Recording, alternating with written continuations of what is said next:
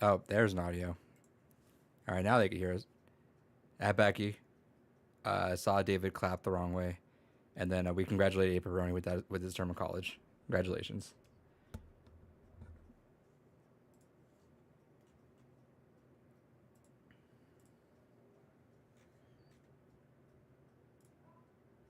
Yeah, that was that was on cue.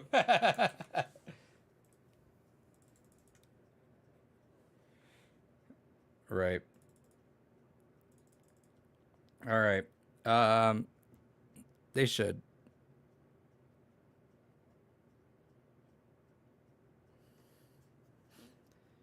I can't hear the other guys then. Ah, dang it. All right, good thing we haven't started yet. Hmm. All right, let's see. So they can't hear you insulting A Pepperoni's debt, David.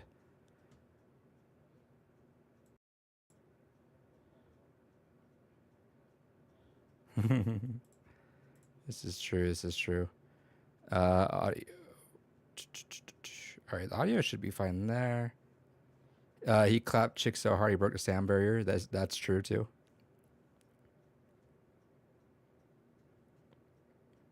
Wait, yeah, why is that not going through? No.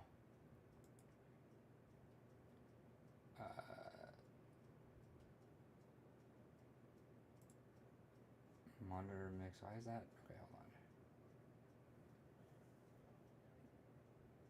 on. Nope.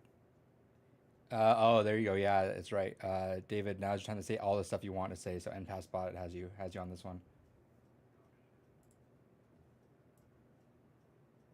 Okay.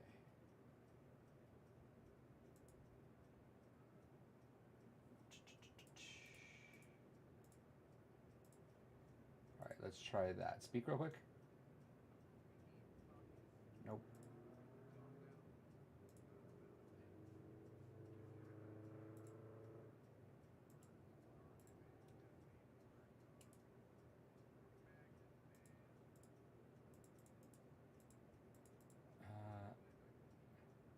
Uh, fucking magnets. How do they work?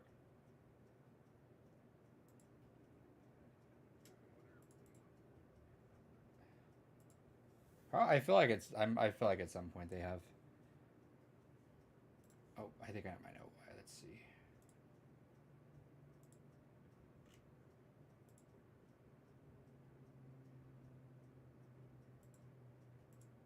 You still hear me on this side? No, they can't.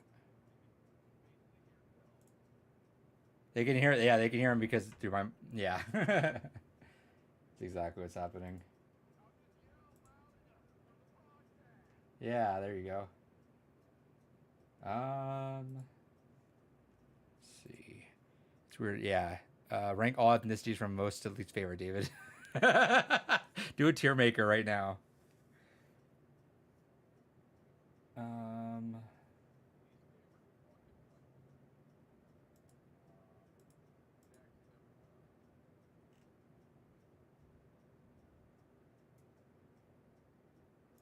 is, no. Let's see. I'm just gonna quit this and just reload it. Let's see. No, that always helps.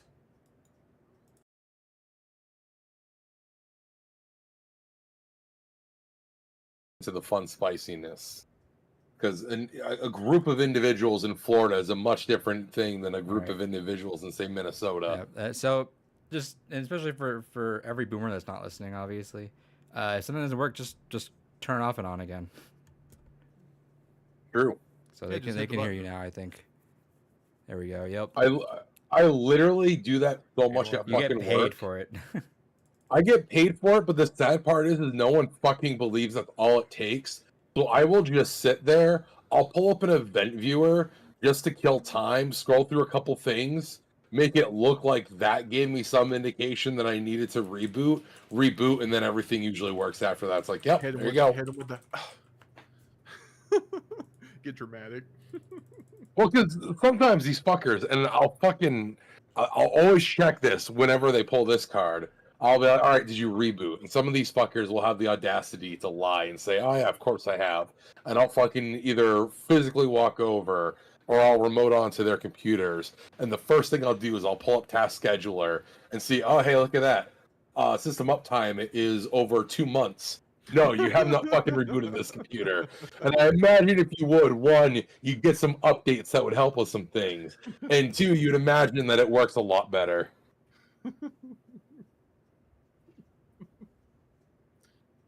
You love to see it. The engineers are the worst about it. Holy fuck. No, I got so you don't understand. I have so many things open. I have literally 80 tabs open on fucking 3 browser windows at any given time, plus different test benches that I have to run and so many other things. I understand you have things to run, but you know what you can do? You can just fucking turn it all back on when your computer comes back up. It's not fucking rocket surgery. Browsers have this amazing ability to restore last session nowadays. And any test bench that you have, you could be running it during a reboot anyways. Once you're done, you should be turning it off. Wild.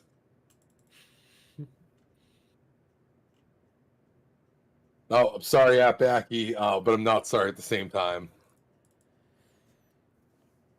I'm imagining David with a giant supercomputer in front. I have, It's like the Matrix honestly, with the architect like looking at all the screens. it's not entirely far off. I do use 3 to 4 monitors at work, but I want a more powerful laptop. But my boss told me I already have the most powerful laptop. I'm not allowed to have more. So, Well, I want RGB next. Damn it. no, we get the Goes faster. we get a special laptop basically made for us from HP. So some of the models we do get in basically have like a 470 in them, but I get all kinds of fun toys that I just gotta wait a couple of years and then I get to take them home as we retire them. Whenever I was in college for doing my graphic design stuff, we got these laptops that were kind of the same way. At that time, they were like cutting edge. They're thick boys too. They were like about an inch and a half, inch and a quarter maybe thick max. Oh yeah, but like the old ThinkPads. Yeah. yeah. They're fancy. They had like the whole docking system and everything for them. They're like we could render 3D models and shit off of it. So Unironically, the Really? ThinkPads are genuinely some of the best laptops in terms of repairability and serviceability. It's basically like working on a desktop. It's fucking phenomenal. it really is, yeah. Because I think I had like RAM or something go out in mine, and I was like, all right, well, fuck, this is gonna be a nightmare. Open up, like, oh, I know all of this stuff. Yeah, RAM super easy to get to. It's not like undoing a fucking Jenga puzzle to get to the CPU. Everything is just so well organized and built. I'm happy to work on a ThinkPad any day. Lenovo can get fucked. I hate working on their laptops. HP's not the most heinous, but truly what I've already told myself, the next time I actually bite the bullet and buy myself a laptop, I'm probably actually going to go with a framework. They're pricey, but the modularity is fucking worth it, and just being able to repurpose it for other things when I'm done with it as a laptop is just fucking peak. Yeah, you mentioned it in like one of the last episodes. I went and looked it up. Those are cool. Welcome to Oh. the Blue Piece Podcast, episode number 258. I'm Adrian. The- That's David. hell That's yeah. Kells. What up? David, you're gonna say something? Yeah, real quick to Backy's question. What do I think of MacBooks? I think anything Mac is disgustingly overpriced. I will say the new M line of processors are actually really neat. We got a couple of them at work, and I do have to give Apple credit to the amount of power they're able to go ahead and get out of ARM architecture. The processing sharing between all the different hardware components is fantastic. We have some models that only even have like 4 gigs of RAM, but are still able to keep up with like 16 gig RAM laptops just because everything is sharing resources with the ARM architecture they built.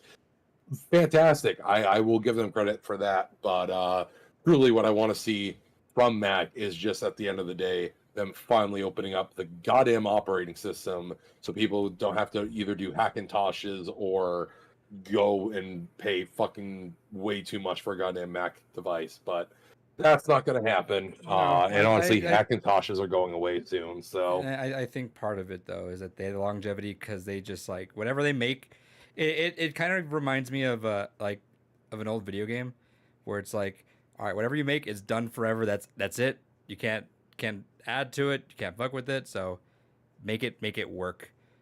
So like I've seen Macs last a really long time. I mean, shit, I gotta. I have a Mac Mini. I think it was like the 2012 model or something like that. Still running strong. Mm-hmm. Yeah, I got a Mac Mini 2011, and I That might have be the one of. I have. and I Mine ha- still has like the disk drive and stuff in it. It's like one of the last models with Oh, it. gotcha. No, my Mac Mini doesn't have the disk drive.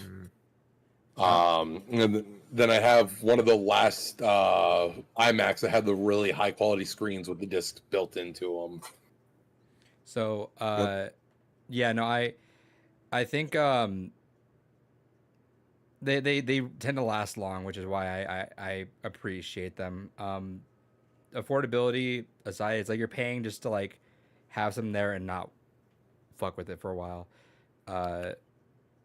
Whereas I'll like say from like a oh my bad. No, you're good. I'll say like from an artist standpoint, like we use the M1s at work. That's why I use. They're fantastic. Like I have the full Adobe suite open and running Gross. multiple different projects and shit. I mean, I'm not paying for it, so right, I and mean, Actually, if work is still letting you use it, I mean, that's your yeah, IT's no, fault, it's but- crazy. That's what I was thinking too after everything that went on. So I need to go talk to our IT guys about it. They're pretty cool. I like doing bullshit with them. So I still have a MacBook from 2015 was that I think, or was it 2019? I forget. There's that's a some, big gap. I know I can't remember if it's 2 years ahead of my iMac or 2 years before my iMac. That's why I want to say it's probably 2 years after. So I want to say it's probably I have a MacBook from 2019, I want to say, and then I have an iMac from 2017. And I've been wanting to get one of those. You're talking about like just the screen one, like the thin Yeah. screen? Yeah, I've been wanting to. I've been like I every so often whenever I'm on Facebook Marketplace, just looking for random shit I don't need. That's usually one of them. yeah, that thing is how I started running the podcast on here. It would have still it was still kicking, but the thing is, I did want to play some games, and I had like a Surface tablet that I was like, yeah, I'm not doing that on there. I wanted to have more flexibility in what I did to stream. It was a little bit more. It was a lot more limiting on Mac, at least back then. So I hauled that over to the classroom, which I'm not supposed to. You're not supposed to bring your own stuff in there. They're like, we give you everything, but I'm like, no. It's like otherwise it's literally sitting around. I have my desktop here. There's a tri-monitor situation going on. It just sits on, like, it was sitting on my standing desk, but like I never used it. Like there was no point to use it. If I was using a computer, I'll use my desktop because I have all the setup on there rather than be on one screen, right? If I needed like some portable, I just have a laptop there. So I was like, well, I get more use of it out in the classroom, which is fine. Let's see. Tips on how to be thick. David will give tips on those at episode 275. Mark my words. Come back then. True. Adrian, you played through all of Night Springs. I did. YouTube.com/@Depunked. You can see I have a live. I hope I'm pretty sure is YouTube shouldn't be weird like that where it remember how like on Twitch where you have to actually like enable you to save VODs, which is really fucking annoying. Yeah. I don't think YouTube is the same way, is it? It's not. Okay, cool. So youtube.com/@Depunked. There is a 3-hour VOD of me up there, and I play through all of Night Springs there. Kels is in the chat there too, so shout outs to Kels there. Super cool. We'll talk about that in a second though. How's everyone's week been? What have you been doing? David, you're a week, bachelor. Yeah. Yeah, I have been without my partner since Sunday. I brought her to the airport there. So I've been honestly redoing a lot of house projects. can maybe kind of see it in the background there. But I brought up the server from downstairs, and I brought up my Ubiquity gear from downstairs. Rewired the house so that way there's less wires that people are tripping over, and just try to kind of keep everything on the ceiling. Been playing some games. We'll get to that a little bit later. It's my favorite time of the month. It's fucking Patch Tuesday week, so and patching that servers. sucks. It happens during your free time. Yeah, no, that's how it goes. Are you gonna fix that Backy's spot as part of the house chores? Ask that Backy. No, that stays. That's a mark of glory. Whoever takes the house after David, that's their problem. That's true. Kels, how's your week been? I'm kind of in the same situation as David. My wife's been gone for the past few. She's Hell gone, yeah. guys. week. Yeah, no, that's exactly what it is. So I've been fending for myself. It's same as every day. Not going Okay. exploring Alcatraz right now, is she? 'Cause that'd be too funny of a coincidence. No, she's in Washington. She's hanging out with some friends. Gotcha. She met some internet friends. How funny would it be like if they just happened to be like right there and their conversation was like, I got this fucking annoying ass husband. I swear to God, just does this fucking podcast every week. My husband does a fucking podcast every week.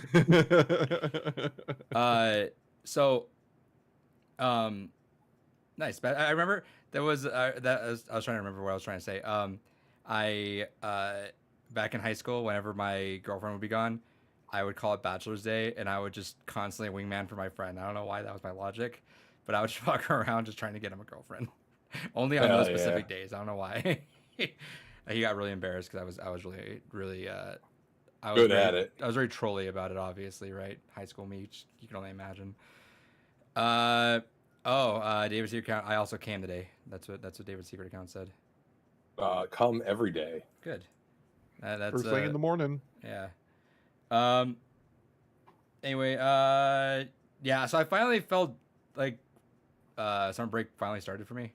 It took a hot minute for me to feel like I can breathe. I always felt like, oh fuck, work's tomorrow. But now I'm decompressed. So speaking on that note, we will not have the podcast next week. Okay. So we're gonna take a break off next week. I will be in Florida, doing the whole the House of Mouse out there. We'll come back the following week, and then later on this month, let me check because actually I think it might be. Let's see. We won't be recording on July 2nd as well, so mark that in your calendars. So, yeah. Anyway, let's move on to it. This is our video game podcast. I don't think I mentioned that, but there we go. Advertisement. Yeah. David, what did you play this week? Hell yeah. I've actually been playing a lot of things. So I started playing Enter the Gungeon. I have determined I still don't like roguelikes. I wanted to select that game for Games Gone By because everything aesthetically about that game I adore, and I've always heard amazing things about it. So I wanted to give it a chance, and so I'm like, fuck it. I did 13 Sentinels. Let me hop into the next Game Gone By game. And so I was like, all right, I'm gonna go into the Gungeon, and I put it like 2 hours into it. I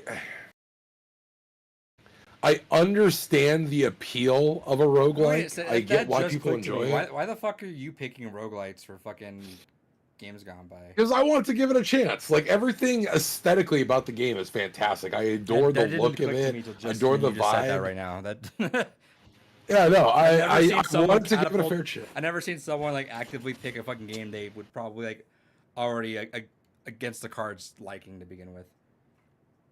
I mean, I did that a couple times during last Games Gone By too. I picked Yuminiki, which all of us actually kind of didn't really care for. I want to picked give a it another couple try eventually. Hmm? I want to give that game another try eventually. Fair. I just no. It's one of those things I wanted to try to get out of my comfort zone with some things and give things more of a chance.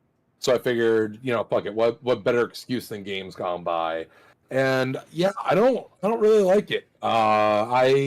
It's definitely one of those things where I can see that if you are a fan of roguelikes, it is a shining example of the genre. It's fantastic.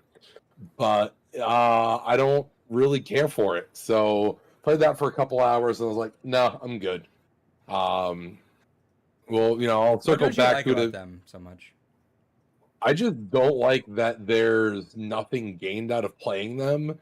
When you're playing a shmup, for instance, because this comparison gets brought up a lot when I talk to people about this.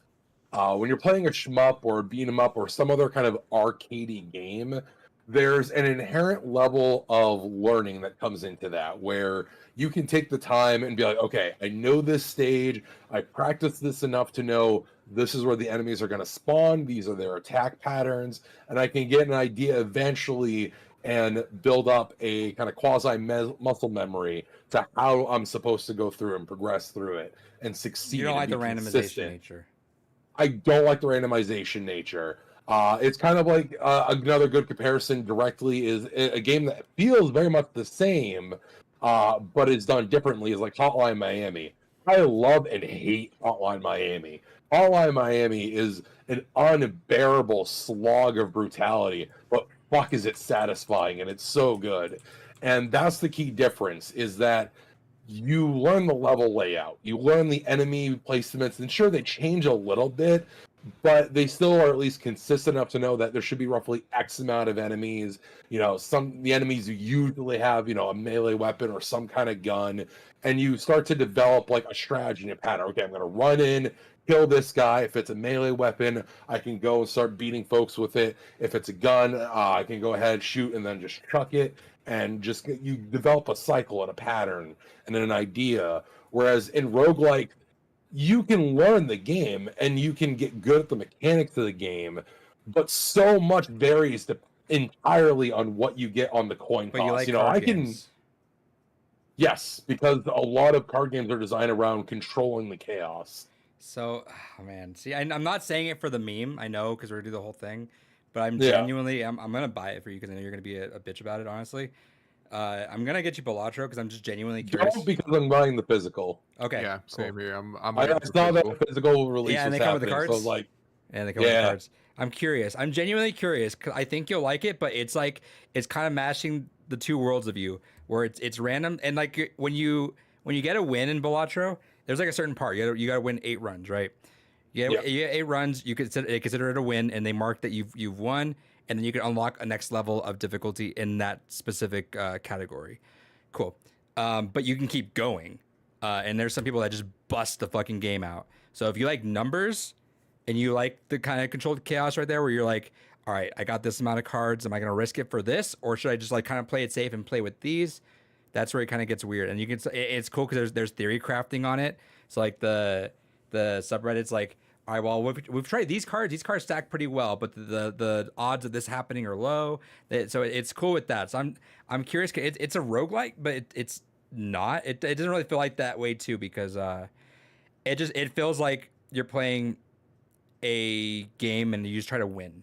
Like, it's not. Yeah, I don't inherently hate roguelike elements. Dead Cells is a phenomenal example where it's a Metroidvania, but it has elements of roguelike where a lot of the enemy placement and a lot of the enemy types and whatnot will be randomized through.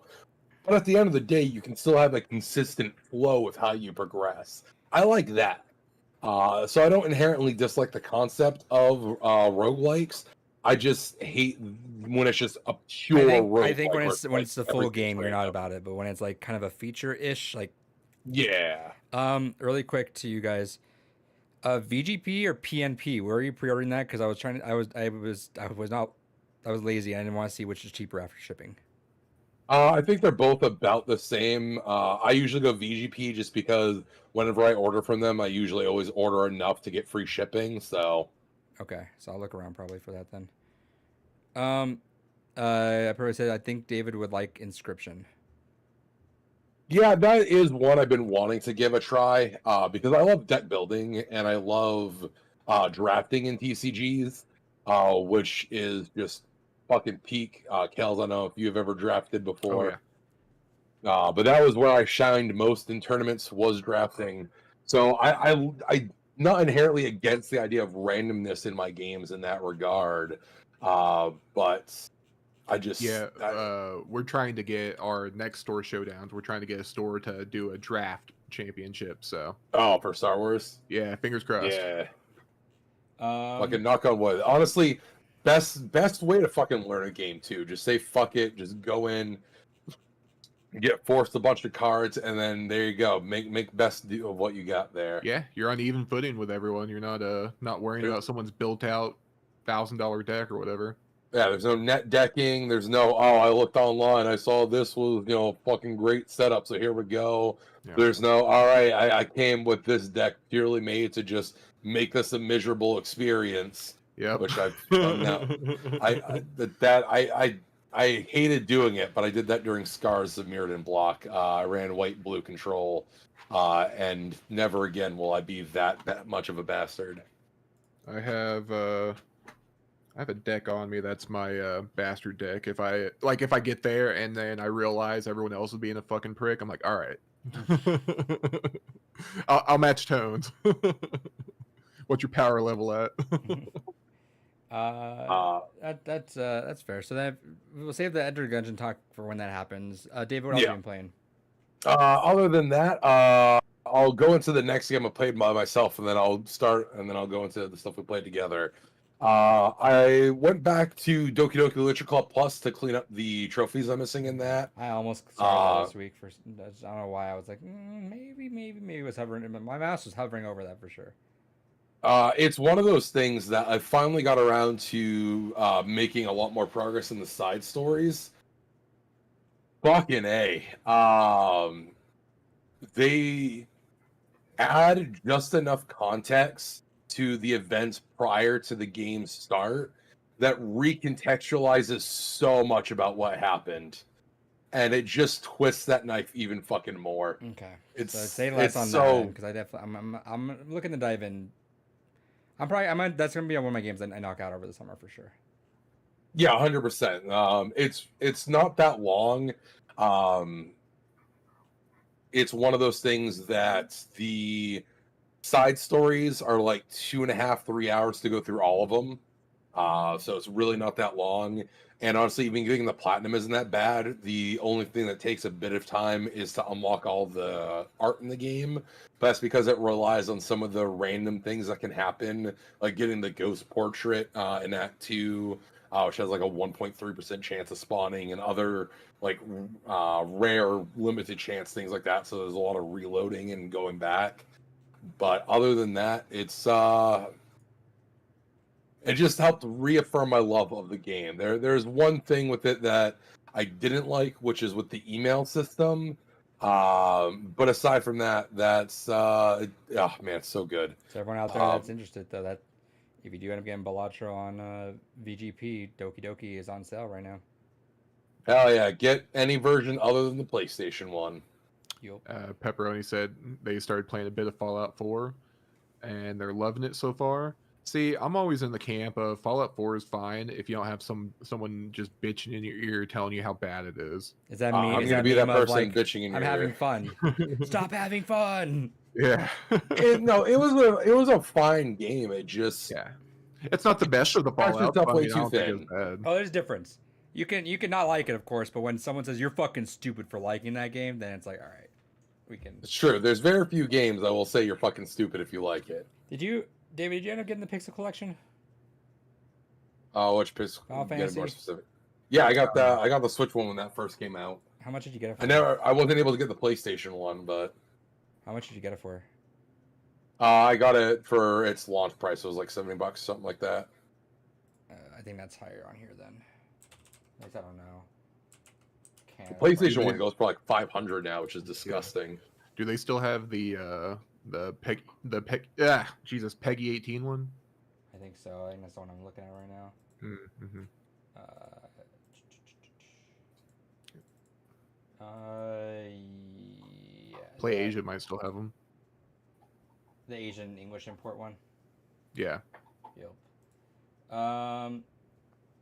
I've been so tempted to nab it numerous times myself. I've been just hoping they do a re-release.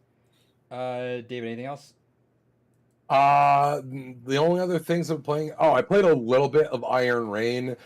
Basically just to confirm something. Because I got the Japanese release of it, and I knew that the English or the Asian release had English, but I didn't know if the Japanese one did or not. Because I couldn't get anyone online to give me a straight answer, so I fucking popped the disc in and confirmed that yes, if you get the Japanese version, it does have the English on there. But I'm excited because ETF 6 is around the fucking corner. I didn't buy it because I'm waiting to play with my buddies who want to fucking play it. So I had to be patient, not just buy it as soon as the Asia English version released. But fucking A, I'm so excited. Just a little bit longer. You're almost But aside from that, the only other things I've played are things that I played with you gentlemen.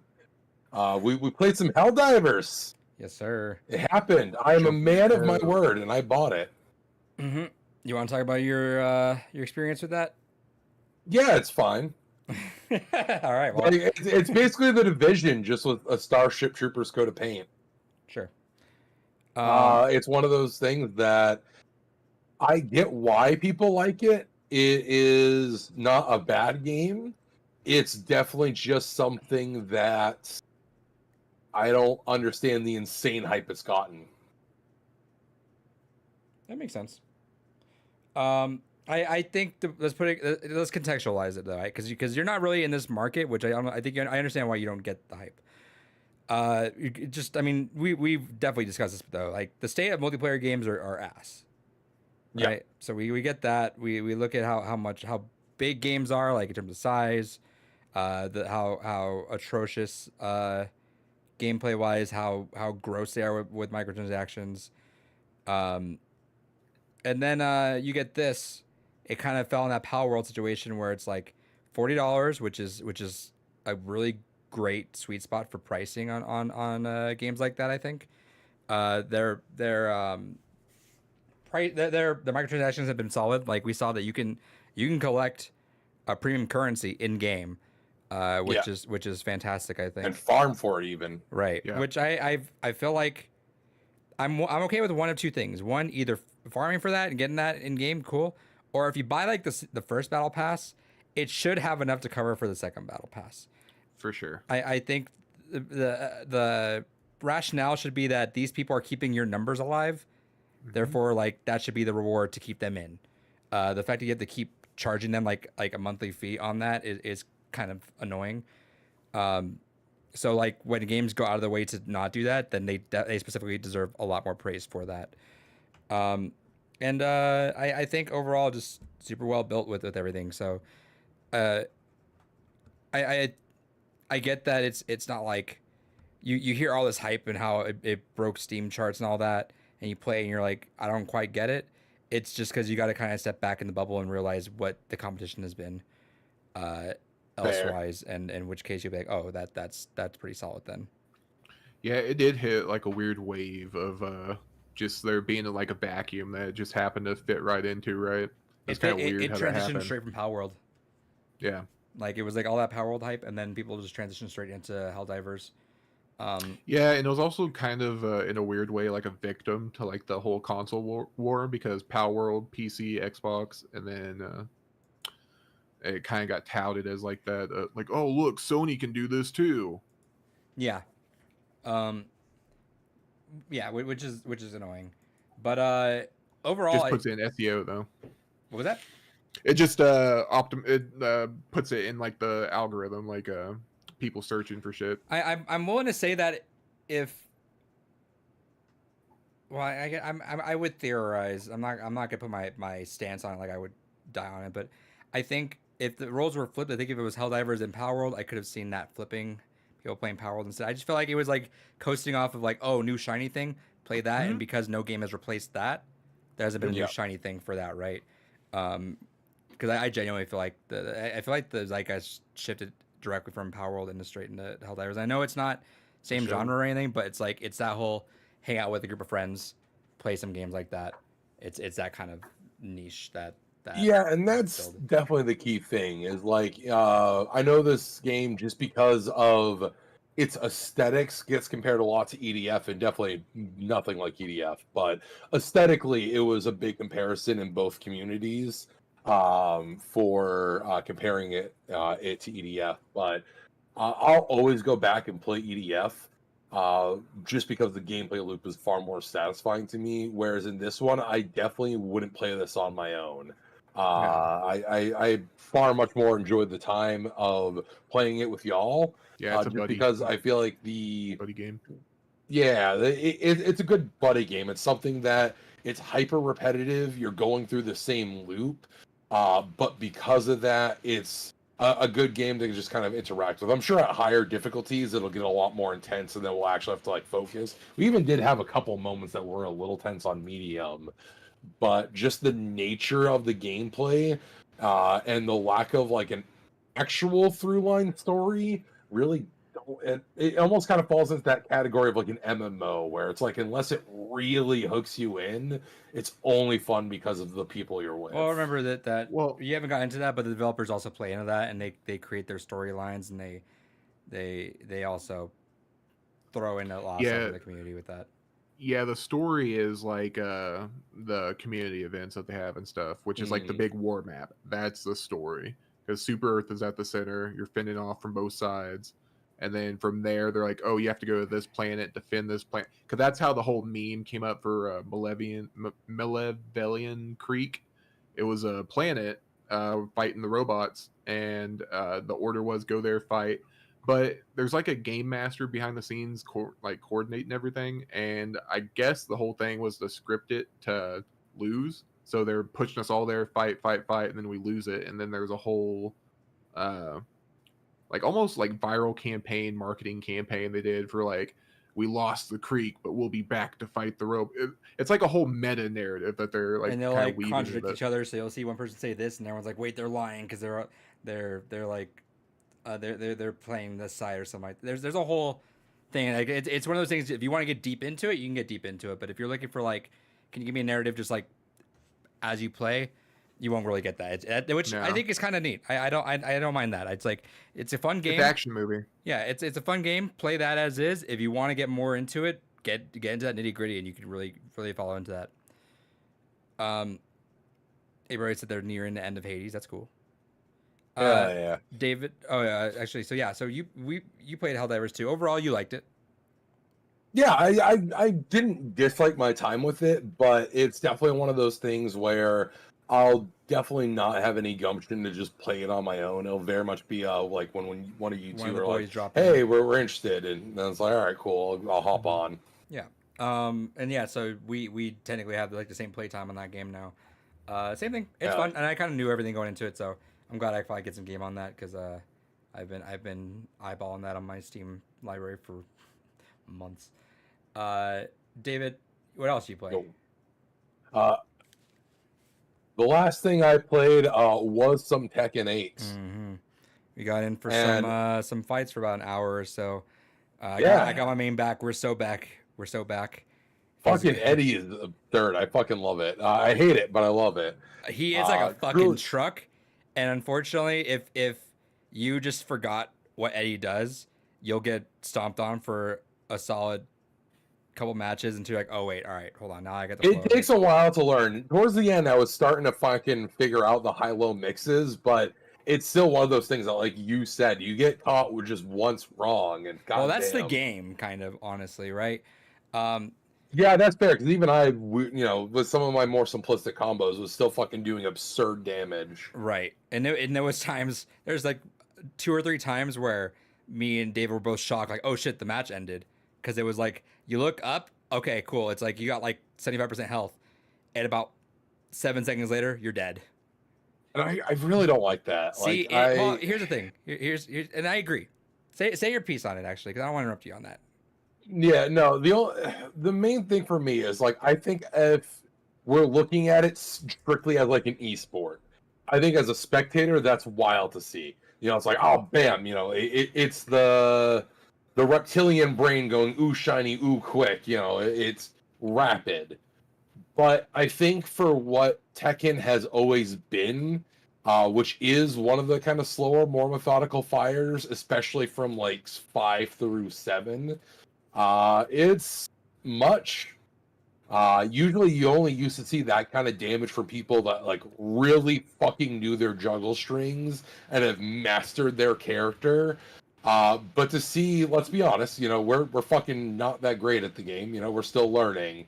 We're not at the upper echelons not of top fucking 80 though. Tekken. Exactly. We're lucky I didn't To show up see there. us still be able to see fucking life bars deplete like that is fucking absurd. And that's what bothers me is like I don't think with complete lack of skill, training, knowledge, or etc. Like I'm literally just running off the fact of like, okay, I remember how Luli played in 7 and 6 and 5, and while there's still like a lot of changes, I can kind of do some of the same stuff and get away with it. It's still one of those things where it's like, this is not great. So I don't know. I don't like it. I don't feel like it's healthy for a game, especially Tekken, to be that quick. Well, I mean, it's funny because you gotta really classify each fighter as a thing, right? Because you gotta really put your mind in there. So like, if someone were to look at you from like written on paper, like how could you hate Tekken for like being almost like a one-hit combo win if you know how to play the game versus why do you like Marvel, right? But it's because you have the idea of, well, Tekken's Tekken, which is fair. Yeah, Marvel is meant to be absurd bullshit. I think this is a fair way to go. I think, unfortunately, with the way that fighting games usually work, with the very rare exception of certain games, like not many people are going back to SF4. No one's gonna go back to SF5, but SF3, SF2 have their markets. Okay. Yeah. Marvel vs. Capcom 2, Marvel vs. Capcom 3 have their markets. Tekken not really known for that. People stick with the newest entry, and that's kind of where they're at. I do know that people didn't really like 7 by the end of it, at least pro fighters. Yeah. Just because of the cast was bloated and some just shenanigans. But I can see Tekken 8 being one of those divisive enough where people do go back to something. But with that said, I from what I've heard, see ya, Bernie. I think it's holding up all right. Unfortunately, with the game, the only thing that it really hindered itself on, shot its foot, which is a whole different topic in a second, but is like the microtransactions. That kind of killed a lot of momentum of it. But like the gameplay of That itself, should have been. which I was gonna say, I was playing today, finished up story mode today. I'll talk about that in a second. But I was playing and I saw that they have summer costumes on, which I think are fun. I look and Azucena and Reina have like this cool like wrestling swimsuit, like this whole thing, and it's like but I was like gonna buy it, and I stood on the $5 because you guys spend $5 for the currency, and I'll explain that in a second. I canceled out because of this. They do that dumb microtransaction currency bullshit that I really fucking hate, which is, hey, buy 500 coins for $5. Okay, hey, the costume's 400 coins. Right. Yeah. So, oh, you got 100 coins. Okay, well, I guess I gotta spend those coins somehow, which means you gotta buy it. So, I hate when people do that. It's just so slimy. Like I legitimately would have spent the $4 on it, just like, all right, fuck it, that's fine. I'll play those characters. But like out of principle, because I know that's what they're doing, I'm like, Yeah, it's the fucking gift card principle where they're not expecting you to actually use all the money on it. Mm-hmm. But the problem with that though is that gift cards you can use like a $25 discount, right? So if you have $25 Target gift card, go in, you're gonna buy a $100 thing, $25 off essentially, right? But like on there, you'll always have that because nothing in the shop equals an exact amount. You Even have like- to spend more to be able to use Yeah. it. Even like the most expensive one is off by 10 fucking coins, which is fucking Jesus. like that was like so intentional, which sucks because like, and already like I gotta put, and also when I was about to buy, I'm like I fucking spent $80 on this fucking game. Like, why am I buying costumes already? Right? Like you got the game and you got the season pass out of me.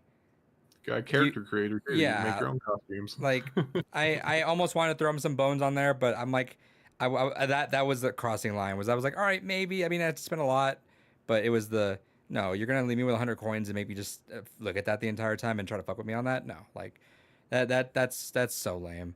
And it just sucks to see a game like this kind of fall in that realm again, which is why Helldivers does so well, right? It's like, here's the currency. Well, that we've talked about this a lot before, and it's kind of one of those infuriating things where there needs to be a middle ground. If you're going to charge what is now already an inflated modern price for a game, $70 of for the $80, fucking fighting game, then you ask me to buy the season pass, cool. You're gonna ask me for like, and then there's a fighter pass in there, and then there's like that. It's like, dude, like, I understand video games cost a lot to make. I get it. Yep. I don't need Tekken to look as good as it did. It, like, yeah, that looks great. I don't need it to. That's cool. Which I get. I would like to just do a ADHD thing where it's like, oh, Silent Hill 2 looks so bad. Okay, but we're complaining about all this other shit, right? So like, do you want it to look incredible and take 2 extra years and like cost $80? Like, no. But it's like, I don't need Tekken to do all that. And why does Tekken need all this money to last? Tekken 7 did great and it survived without doing this. What Yeah. happened in the span of the development for this when you guys were sustaining fine off 7? From what I've seen, Harada said that like development of characters cost upwards like 6 figures to work on them. Sure, and we paid for season pass, right? So it's like, but then why are you paying for cosmetics, right? Like the fucking Because the main thing is because these games last a while, right? Like Tekken 7 was out since 2014. right. Yeah, the game lasted like Technically. 8 years or something like that. Yeah. But everyone bought But- the season passes, right? Like, But it's extremely scummy to do it this early, 100%. We paid $80, paid the season pass. We're not even a year into it, and you're already nickel and diming. and I get that whole thing when you minimize your teams and do characters, which is the the priciest part of anything. It's more expensive, right? So like, buy Smash Ultimate right now for $60. You're gonna spend $50 on the season passes just to get the character. You're getting what, 10, 12 characters for $50 when you spend $60 and you get 70 some characters, right? Or 60 characters, whatever. Like the price to ratio doesn't make sense, and I get that, but like, why it doesn't cost $4 worth of effort for a bikini, or $4 for the character for a mask, or $4 like, and I get it, like I understand all that, but it's where it's too far on that end. Why are we adding? And I agree, it's like it's too early, but also I just don't know if we needed it. We're already on the season pass. Why are we doing? If you want to do like those like the Street Fighter thing where it's like, all right, every few months here's a season pass of content that way. Okay. Here's $15 for the Ninja Turtles. Here's $10. One mode. Spend $10, and as long as you play, you'll unlock all these things. Okay, that's right. But they also have that. Yeah, it kind of blows my mind just how shitty all of like the big fighters are at monetization, right? Yeah. Street Fighter has issues, Mortal Kombat has issues, and Tekken has issues. It's like, how do none of these guys look at the other one and say, "Ooh, yeah, that didn't work"? Because they We're not probably gonna made do money. that." Maybe, but I feel like you can make money without pissing off your fan base at the same time. I feel like there's an intersection there somewhere. And you know It's what's sorry, 1 second, go real ahead. quick, is I just Yeah. hate that they always wait till after, right? Because Oh, Street yeah, Fighter for 6 got all this critical acclaim, amazing, and then all the shit happens afterwards. Just do a free to play fighter. Like I don't So, understand why well, that's not a big issue. Dead or Alive did that, What's and I with think Dead or- it tanked. yeah. Well, Dead or Alive also tanked because it had literally like fucking thousands of $4,000 dollars, of DLC. Sure, but so They I were mean, doing the Tekken thing. They were charging for like bikinis and shit. They charged to change your hair color in that one. I remember that being a thing. Yeah, that was at launch, and then they backpedaled after. But Yeah. again, when you do dumb shit like that right at your launch, you basically kill all your momentum. Sorry, I interrupted you, David. No, it's all good. What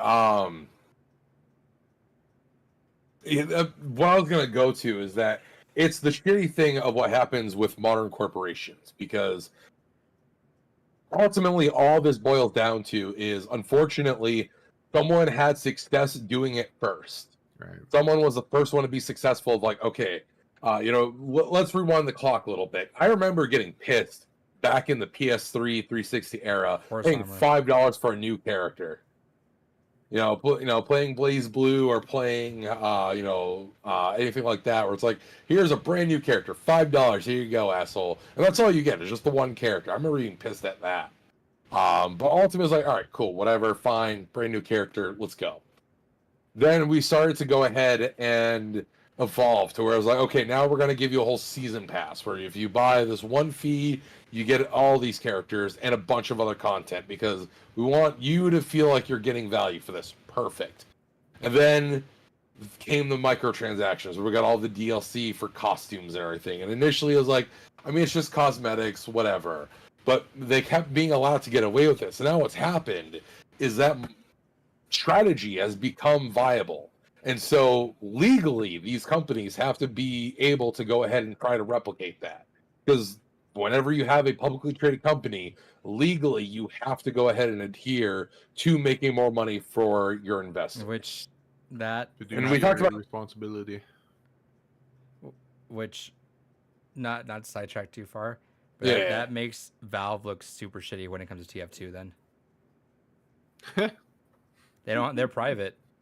Yeah, They it don't does have make anyone me to answer to, but they know it's just one printing I'll money. definitely call them all out on. I don't know why Valve has fucking just not given a fuck Counter-Strike. about it. It honestly makes me wonder if honestly a lot of the back end developers for TF2 left and they don't know how to work on it. Spaghetti code, probably. Well, Where's TF3? ironically, yeah. Just think about like when TF2 Which, first you know what? launched, Fuck what it, that just game say looked that, like. though. Like, I feel like it looks worse for you to just stay quiet than for you to say, y'all, we made it's spaghetti code, and like it's really, we don't know what to do on that. Also, with how much money Valve has, they could easily afford to go ahead and get a few developers dedicated full time to fucking figuring out the spaghetti code. But it makes them and it- money. That's why. Or just rebuilding on Source 2, because isn't that supposed to be the whole thing with it? Source 2 is developed for like their next evolution Yeah. of gaming. They make money off of it. You can't just cut the market, because people did spend money on that, so those people would be pissed. I don't. It's like, yeah, you guys got to go in there and do that, but I don't know. But then see, here's the thing though, is who gives a shit? Like why would they give a shit? You're gonna complain about TF2. You're still gonna use Steam. Just Yeah. go back to my thing saying the last week. People praise Steam and people put all their eggs in that basket, but you see what they do with some games, and it's gonna backfire somehow, some way. I hope not, but like they're not the golden glory company of all time. Like if they cared, they would have been on this, because that game. I looked at some videos of it the last couple of days.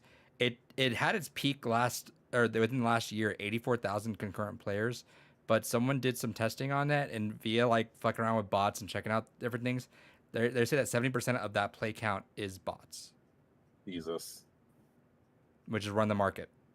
You either live yourself, or die a hero, live long enough to see yourself become a villain. But like again, Valve can go in and do that. They make fuck you money like at a Yeah. obscene pace, and they're private, which is even bigger. Like And also the fact that like literally Gaben has publicly explained himself as a champion of the community and of making sure that you do no harm when possible. he So hasn't that's really kinda done anything in the last, or not. I should say he doesn't done anything, but he's not been in Public, a long really. time, huh? Yeah. No, he has another business going on right now. That just had something big happen. I forgot what it was. Really? I'm gonna look at that. Yeah, so we might talk about that in a second, but to go back to fighters, if we were talking about that. Yeah. David, you have anything else to say on that? Yeah, so I mean, like, it's one of those things that I understand, like, from the business practice, why, unless you're basically an indie dev, you're not going to get away from that model. That is the unfortunate truth, is the fact that now Street Fighter and Tekken have followed that. I think that we're going to just always see that going forward. And honestly, it kind of helps that I talked about with this with you last night, where I certainly don't have the time to invest into fighting games like I used to. And that's part of my frustration. Is a lot of fighting games is taking the time to lab and learn and get to know your character, get to know the matchups, and not having the time to like actually sit down and fucking learn is shitty. And it does kill the enjoyment from the game quite a bit. So now on top of that, knowing that even if you want to invest the time to learn and commit and kind of get good, to know that you're just going to be fucking nickel and dime the entire step of the way. Like, even if you were just a single character loyalist, think of if you actually cared about like keeping up with getting all the costume DLC and all the other shit, it's still going to get you in the end. So if you're someone that is your main is only in the base roster and you never give a shit about anything cosmetic at all ever, you're just you're going to get nickel and dime the entire way through. So it's exhausting. Well, it's like the whole thing with Eddie, right? Like they announced that he's going to be the first character, and they're like, by the way, you can get him if you buy this more expensive version with the battle pass. Comes with Eddie. Also, I'm going to be honest. Well, they knew what they were doing by keeping Eddie as fucking DLC. Yeah. They knew. They're like flat out one of the most beloved / hated characters of all time. They knew what they were doing. There's characters on that roster right now they could have replaced. Sorry, say again. No. Oh, there's definitely characters on the roster they could have easily cut for Eddie. Like Oh, but we're so back, boys, though. Oh, speaking of which, I meant to ask when I was getting my ass kicked. What's that like fucking wind charge mechanic it looks like he's got now? That was my first time playing a weird stack while you're playing him. I don't know. That was my first time playing him because I hadn't. Gotcha. I was like, let me see if I can do Eddie things again. I most certainly could do Eddie things again. Yeah, you haven't fucking lost it. Yeah, dude. Yeah, so Tekken, just and all the negativity side. Let's talk a little positive of it because it's still a great game. The characters hit like a fucking truck. Matches end real quick. It's very showy. It's like they definitely made it for the viewers, right? But yeah, it's funny when you it's funny to see how people play. Dave and I were playing, and I was going in. I was like, all right, cool. I'm relearning some stuff. Cool. And then some other guy joins our lobby, and I was like, all right, cool. And I don't know why the guy just didn't know how to block. He was playing Kazuya. He just did not know how to low block. I'm like, oh, you can't not know how to low block against Eddie. Like that. That's literally my bread and player. He's like, where's my bubble? Yeah, bread and butter. So I just swept him like every single time. Yeah, it was funny because like he got the first round pretty solidly. I'm like, oh, this guy knows how to play. And then all of a sudden, Adrian fucking tanked him the second round. And midway through the third round, I'm like, I don't think he understands to block low. And then Adrian finished up another string. He's like, oh, fuck, he doesn't. Yeah, I was like, no, he definitely doesn't. Just swept. He knew how to play Kazuya, but he just did never block low. I'm assuming Eddie is loved and not loved for a reason. And it's because he's so weird. And you gotta know his strings and know when to block these really like while like, oh, he's attacking high. Oh, no, he's swinging down low all of a sudden. Yeah, also fuck that weird overhead that doesn't look at all like a fucking overhead. He's got this one fucking drop kick looking attack that it looks like it hits about croc height, but it's an overhead. I don't fucking understand. That took a long time to fucking get used to that. Yeah, we gotta get you in a lobby because that was fun. David was getting frustrated at the end.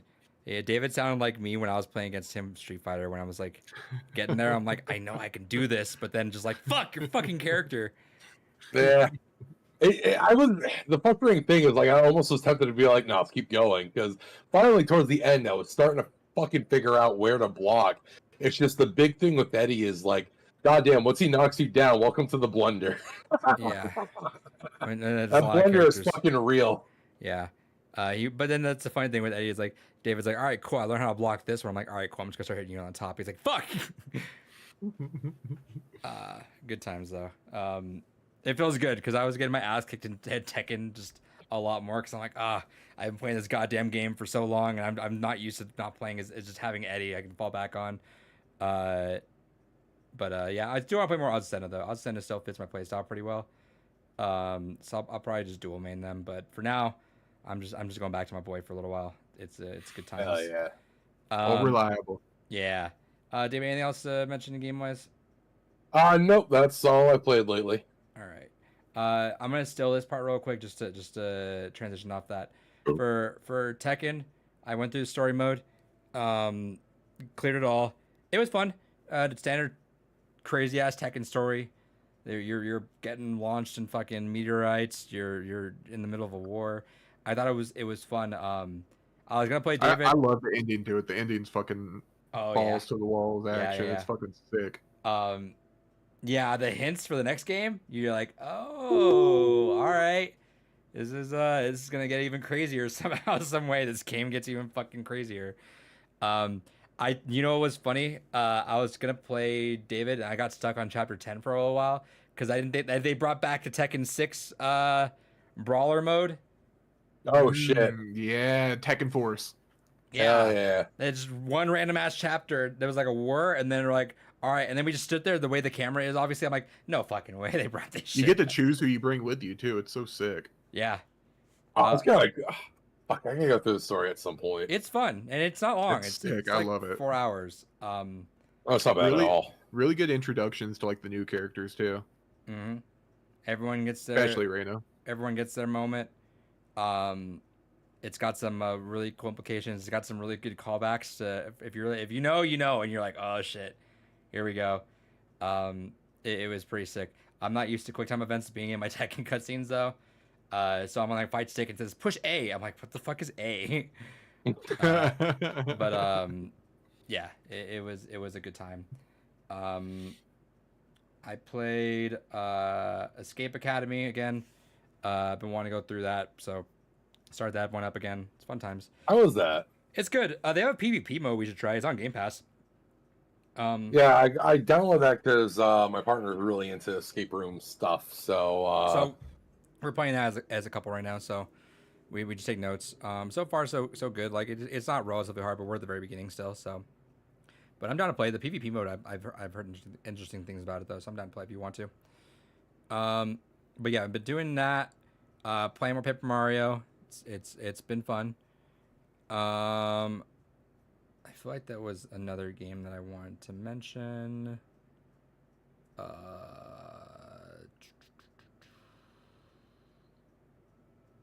don't know. Whatever. All right, Kels. What'd you play? Yo. I've been playing back through Elden Ring.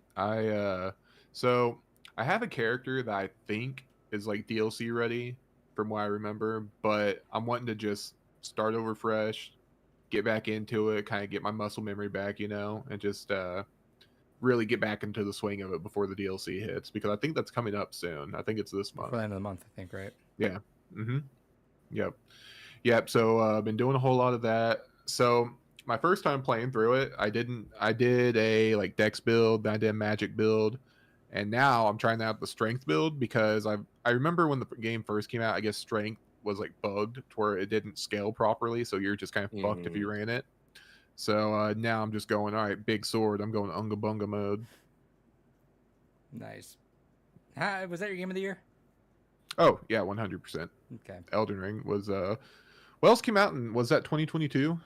Yeah, it was honestly kind of a stacked year. That was Tears of the Kingdom. What else? Marvel Snap. Yeah.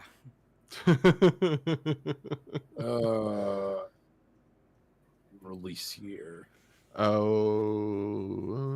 All right, so in 2022, let's see here. We had Weird West. We had Saints Row.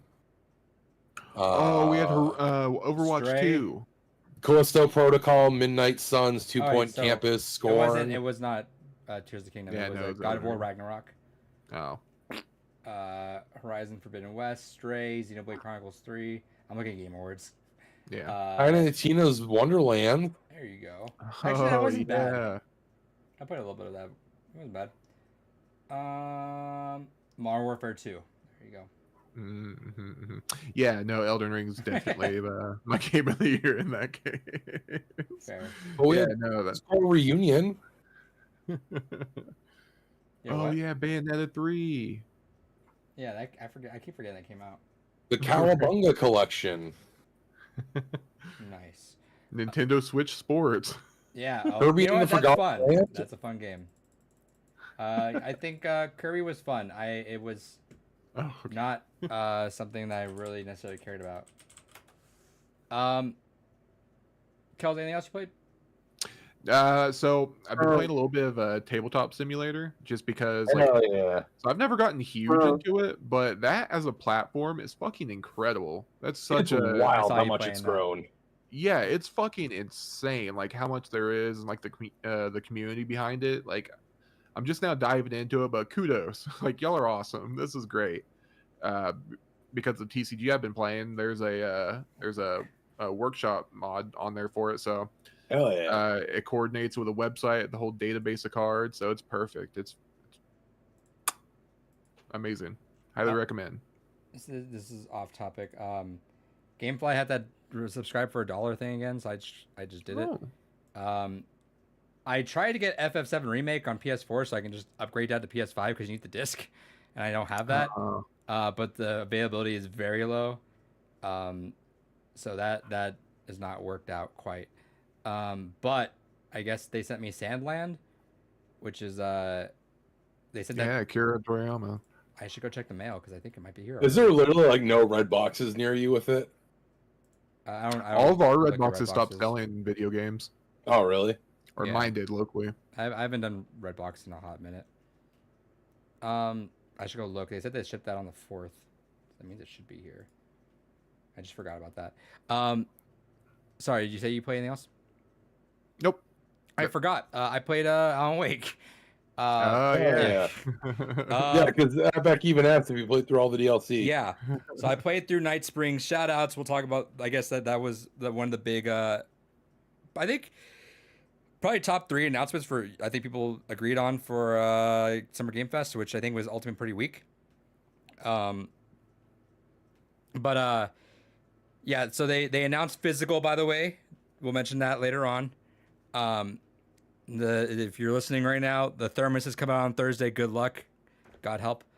But yeah, I did Night Springs, which was a 3 mini episode like anthology of different stories with like of characters in the Remedy cinematic universe.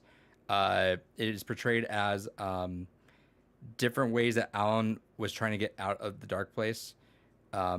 It's got Rose, who's the waitress, doing like this like super dorky, campy like her like love story of her trying to save Alan. They had Jesse from Control popping in there for like some like horror-ish episode, which is cool. And then they had Tim Breaker in there, who's the essentially the standee from Quantum Break. So it's cool because like, yeah, the episodes are all separate, but I feel like they all kind of tell one big story still, like one-ish.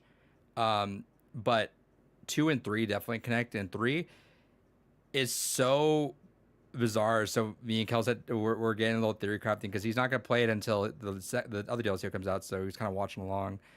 The implications for the 3rd one was wild.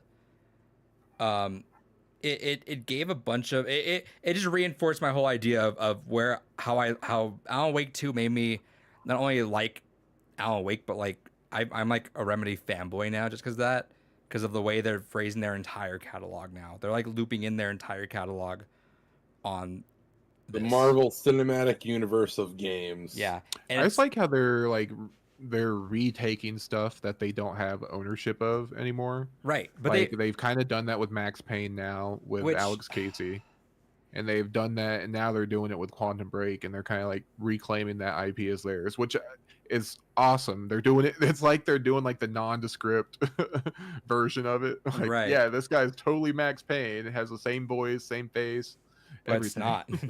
Yeah, but it's not. Wink, And wink, then, hint, hint. this dude, yeah. It sucks they can't use them, but like it's funny. This So is the next best thing, like which literally the next best thing. it's funny.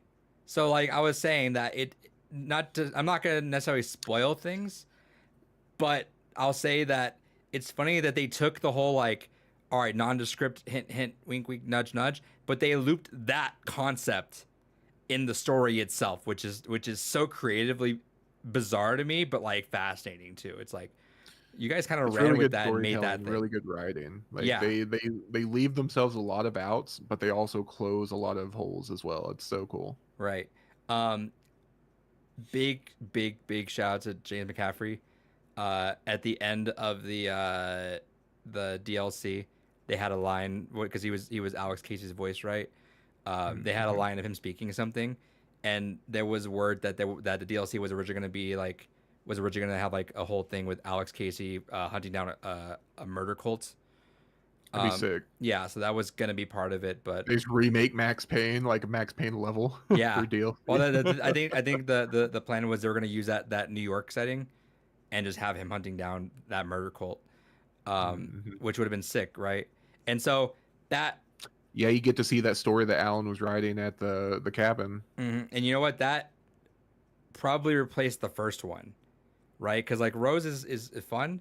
Maybe they had that one too, but I can imagine if there was 3, it was probably that because that would have been all 3 games, right? That makes sense.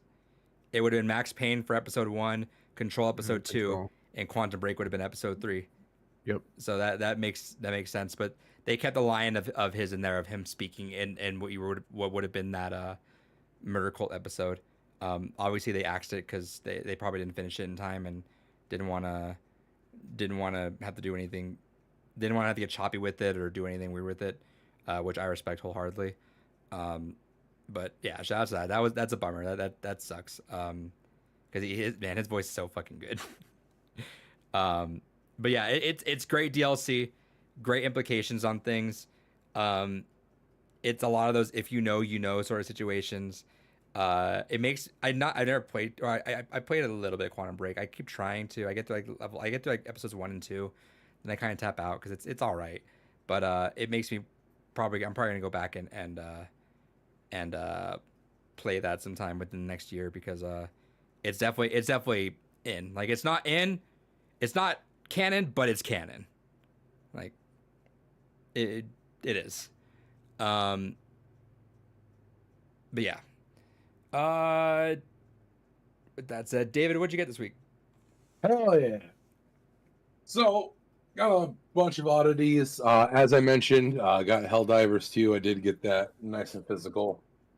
Nothing like getting a basically useless disc because it's an online only game, but fuck it, why not?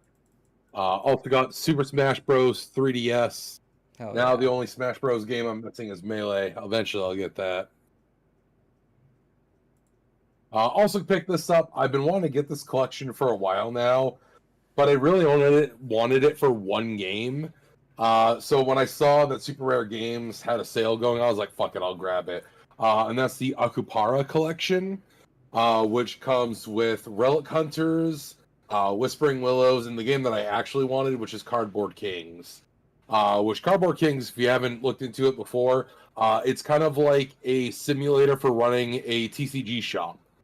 So I was like, all right, 2 of my favorite things, simulator games and TCGs. All right, cool, I'm down. So excited to play that at some point. Picked this up for a couple bucks. Sadly, is not fully complete a box. It's missing the front cover aspect to it. But SD Gundam Gachapon on the Famicom Disk System. It's my 4th Famicom Disk game. There's another subset of consoles I eventually want to get a complete collection for, because a lot of them are dirt cheap. There's only just a few, like Journey Pair Project Eating goes for like 50, 60, and there's like one other one that goes for like 50, 70. But otherwise than that, most of them you can get for like a few bucks, so they're not that bad. Last thing I got is another import game. This one mostly plays in English. They did something fuckered with it. So the last thing I got is Chaos Rings 3 on the Vita. So Chaos Rings is an RPG series they did for mobile phones by Square Enix. And for whatever reason, they released all the versions of it in US. So all the mobile phone versions of Chaos Rings are in English. I don't know if they're still active. This was fucking ages ago. But for the Vita, they decided to do a big ass bundle for them. But they only released it in Japan for the physical. If you play the Japanese version on an English language Vita, it'll give you, because it's actually kind of neat, it gives you all the games, even though it just says it's the third game, it's actually all four. It'll have 1, 2, and the side game in English, but 3 itself will only be in Japanese, despite the fact that all the games have an English version. It's fucking weird. I don't know why they did that. Licensing, maybe. Maybe, but it's all owned by Square, so that's the weird part. So unless it's something weird they had with A voice actor, Android maybe? and with iOS, yeah, maybe. But yeah, so that's an oddity. But either way, there's a fan patch that makes it so that way you can go ahead and play all the games in the English version. They literally just copied and pasted all the stuff from the iPhone and Android release. So yeah, kind of a neat novelty. I was like, fuck it, I'll grab that for the Vita collection. Why not? I got a bunch of stuff digitally as well. Nothing that really I feel the need to go into those. But Dells, what'd you get? Not a whole lot. I got a new comic. I Hell was at yeah. the shop playing games, doing there for weeklies, and I walked by and it had a really pretty foil cover. So I was like, "Yep, have to nab that while I'm here." So Marvel Ultimates, they're doing their new Ultimate Universe, Spider-Man, X-Men, Black Panther. So they just started the Ultimates, which is this universe's version of the Avengers. So it's really cool. We've kind of gotten glimpses here and there of who's making up the new team. So it's just really kind of cool to see that come to fruition now. Because we have Tony as Iron Lad. He's younger. He's a younger version because in this universe, Howard was Iron Man beforehand. Him and Obadiah. Yeah. So him and Obadiah were kind of the Rhodey That's cool. Tony relationship. But Obadiah, I think, still became Ironmonger, and they still had the whole conflict. Anyways, Howard was Iron Man, helped a lot with the Captain America project, Super Soldier Serum. Flash forward, so I forget what happened again. I think the Maker killed him. Spoiler alert. But the team it's Thor. I don't think we've gotten backstory on Thor yet, so he's gonna be one of the first ones.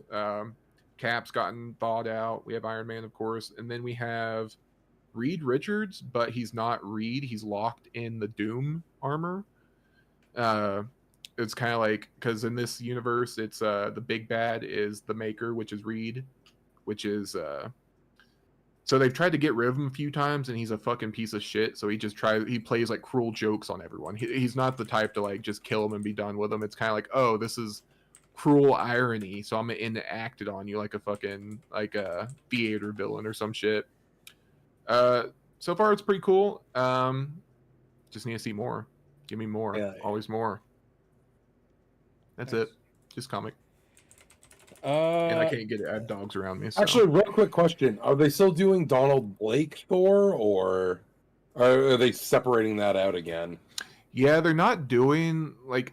See, that's the weird thing too, because it is a new run, so I'm not sure like his thing. They've just kind of presented him as kind of like in the first Avengers. Like he just kind of shows up. Everyone's like, okay, he's wearing someone's drapes. He's talking weird. What the fuck's his story? So I think it's one of those things we're gonna get more fleshed out as because we haven't gotten like an ultimate Thor or anything like that yet. So Okay, we're still trying to figure it all out. I got pee. Here, I'm gonna see if I can find that. Or see if I can grab that. you Pick got these it. dogs up. Wow, they wander off. I'm looking at co-ops on Gears.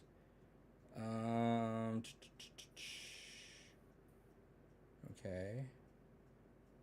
All right.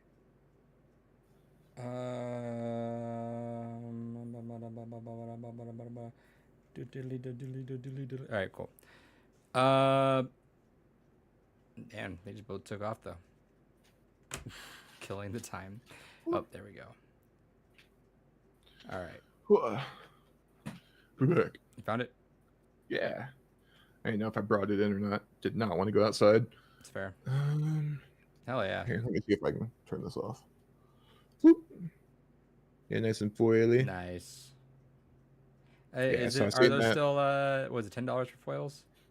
Yeah, $9.99. Okay, same price as usual. Inflation has not hit those comics yet. Not yet. Soon. Hopefully not. Yeah, I but- got that, and then I have to go see. This wasn't at my regular where I order them and have them put in my box for me. This was at like one of the places I go to play cards at. So I need to go back to my regular spot, pick up my box, because I have a bunch of shit in there. All right. Let's see. I got a few digital things. I don't care to talk about them. I got one thing because I finally saw this go on sale. I have not seen a single sale on this game since it came out over a year ago. I don't expect it to be cheaper, so I just grabbed it. So I got Advance Wars Ooh, Hell plus yeah. 2. It was $42. I don't imagine that's Didn't gonna grab go that. very low. If it's like, I'd be surprised if it goes lower than that. Not up on anything with the end of the Switch inside. I imagine it's only going to go up from here. That Mhm. and I know that game's not getting printed again. Nah. If everyone Game remembers, barely even fucking came Yeah, out. they struggled to drop this one. yeah, this thing was sitting printed in warehouses for a while they were waiting. They're like, was it okay now? Yeah. Can we release this? Is And they it- were really quiet about it too. So bummer because that series deserves more, but that's God's plan, I guess. On the plus side, it's one of those things like we were talking about before with stuff. Like when there's a vacuum created, people will create. Yeah. Like Wargroove. Wargroove is essentially Advanced Wars like 3. Right. And I think that one they actually have like physical copies coming out here soon too. I think Yeah, they've they had- actually did a combo pack of 1 and 2, and they did one a while back that I have. Yeah. but we know how those Nintendo games go. Yep. All right. We got a lot to talk about. Ooh. For all these things that happened. This was our E3 week. I know E3 doesn't Oh, exist, yeah. but in spiritual fashion. My hair just stood on end whenever you said E3. Like my body remembered that. God, remember those press You gotta do the conferences rock. where You're just gonna feel it. Man, I miss press conferences, dude. I do too. Okay, so I remember looking forward to it so much because like whenever this was happening, I was still in school. So you'd get out of school for the summer. That first week is like, all right, it's E3, baby. And then after that, you'd have like your summer camps or bullshit you'd have to go do with family or whatever. That first week was like, all right, this is where it all begins. This is where I know what to look forward to for like the next 5 years. Right. Or like you'd see the Killzone trailer and you wouldn't see that until like you're a man already. This wasn't E3, but I took off school for like one of the big Wii reveals. I remember. Mhm. I forget what. I remember a few of my friends were like, "Were you really?" I was like, "Yeah, hell yeah, that was cool." What was the first console you guys ever got launch day? That I bought myself launch day. Or I guess if your parents bought it, but whatever you got on launch day. I remember the first one I bought myself on launch day was the PSP. Okay, Kels? Probably the Switch. All the other ones I didn't get on launch day. The first one I got launch day was the Wii. And I'll forever be grateful. Lucky man, because it was like forever sold out. Yep. I forget, I'm pretty sure I told a story probably a while ago on the podcast. Me and my best friend, we were like really wanted the Wii. We were like, yeah, that's gonna be cool. So we happened to have the money for it. We're like, all right, let's go wait in line. We knew there was a line. Okay, cool. We go to the Walmart and we see one of our friends there. He's already waiting in line. We're like, hey, what's up? He's like, hey, they're out. Like, oh, they like that. They hand out tickets. They're out. I'm like, all right, cool. So there's a Best Buy nearby there.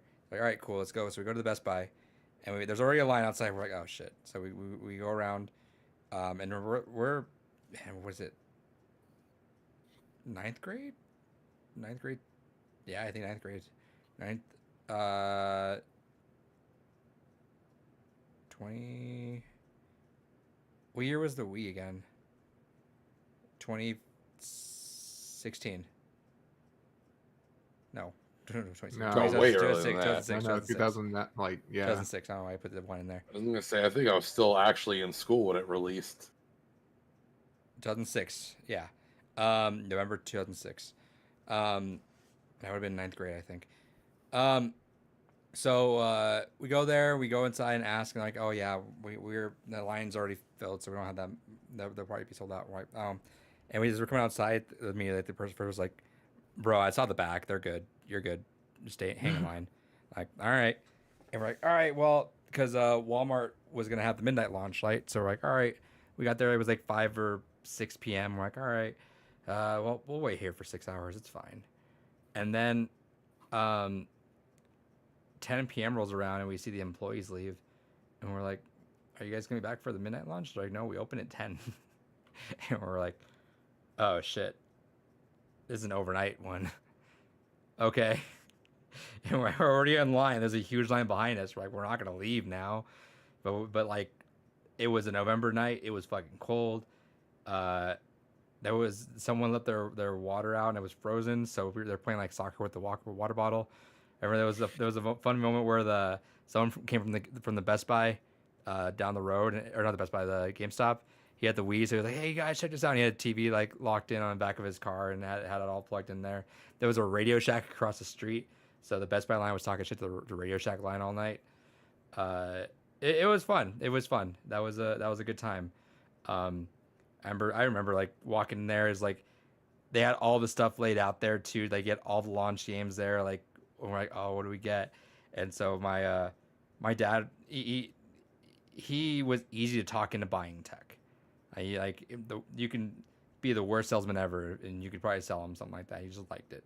So we're there, and he was kind of getting into it. So he started trying to grab he bought like an extra like Wii remote and nunchuck, and came with Wii Sports, obviously. I was always of the mind that I thought Red Steel looked like trash. Again, I grew up on Halo, so like you show me any shooter, and I'm like, I don't give a shit. Red Steel actually wasn't too bad. I actually played it like Red Steel 2 is a lot of fun. Yeah, but I played Red Steel 1 like 4 or 5 years ago, I think. Again, when some of my buddies just happened to have he was moving out and he was finding his stuff. He's like, oh shit. So he buzzed out the Wii and we played Red Steel for a while. But I got Rayman Raving Rabbids, and then my family made me wait to play Twilight Princess because that was a Christmas gift. Yeah. So I Oh fuck. Yes. We got some breaking news here. So EpicDB, which is a SteamDB equivalent. Are you familiar with SteamDB? Yes, that's the one that tracks all the sales. Not just sales, Active but players. anything that gets uploaded to the back end of Steam. Okay. Yeah, you can check so- like active player counts and stuff for games going on. Oh, As well as you I can see track this when a post. game gets uploaded. I see this post. Let's go! What is it? So some things have been leaked here. Ooh. We have some listings under code names, such as Final Fantasy 16. Okay. So that getting an Epic release. The Final Fantasy 9 remake. Oh. So it's a remake, not a remaster then. Yes. Okay, so I've seen conflicting. Some people say remake, some people say remaster, but I don't know how much that is just people being stupid and not knowing what the fuck that there is a difference to begin with. That's cool though. I'm very excited. Do you think they'll keep the like similar art style, or do you think they'll revamp it like with Rebirth? I think remake? they'll change it, which is unfortunate. I know a lot of people do hate the art style for 9, whereas I think it helps it to have a timeless feel and stand out against its peers around the time. But I think for a modern audience, they'll probably revamp it entirely. I was one of those people that didn't like it, and then as I got older, I kind of came to that realization, like, this works. This still works entirely. Meanwhile, some of the other games, like, doesn't quite work as much. Like I am cautiously optimistic. 9 is one of my absolute favorite games of all time, just full stop. So I am cautiously optimistic. We'll see what happens. In addition, we also have Turok. Oh, From Saber remake, probably Interactive. that. Yeah, from Oh. Saber Interactive. And then Last of Us Part 2. There you go, There's Adrian. there's also Yeah. more Can't believe listed, they made a sequel. but those were like the big ones. People on the recent era are kind of speculating. SOA, Skies of Arcadia. Oh my fuck, that would be exactly. That's how David's gonna sound. It's gonna start yipping. Yeah. Hell yeah. A lot of code names, so it's not as egregious as the. Anything like blatant that stands out, like I think the Turok one Project. being the biggest one. okay. Uh, That's interesting too because they just did a physical release for Turok 3, I believe, through limited run. So I wonder if that's like a should have been like a hint for things to come. right. Rhode Island. We don't know what Rhode Island is on the PlayStation 1, but I can imagine it's probably Spider-Man 2 or something. Yeah. Uh, I also just shout out how dumb this name is. But from Square Enix, we have the code name Buttercaca. I'm a child and find that funny. But interestingly, Stranger of Paradise is coming. Neo: The World Ends with You. Dragon Quest XI-S. Hey, good shit. But yeah, no, that's fascinating. It's also unfortunate because that means that Square is definitely keeping up their partnership with Epic Games so it'll be a while before their PC release will hit Steam. The World Ends with You kind of makes sense though with Kingdom Hearts, right? Yes, with how 3 went, which I am. 'Cause I I think knew they're they- also on Dream Drop, right? I think. Yeah. Yeah, they started to appear in Dream Drop, but they were especially more full on relevant in with the what world. happened to 3. Yeah. I still have a lot of mixed emotions on the ending of 3. I wish they had the balls. so we'll keep an eye on this. There's a lot of stuff they can dig around on here, so that's just surface level stuff. So if we see anything else that pops up, we'll keep our eye on it. Hell yeah. How did I get on the whole launch console thing? How did you? Yeah.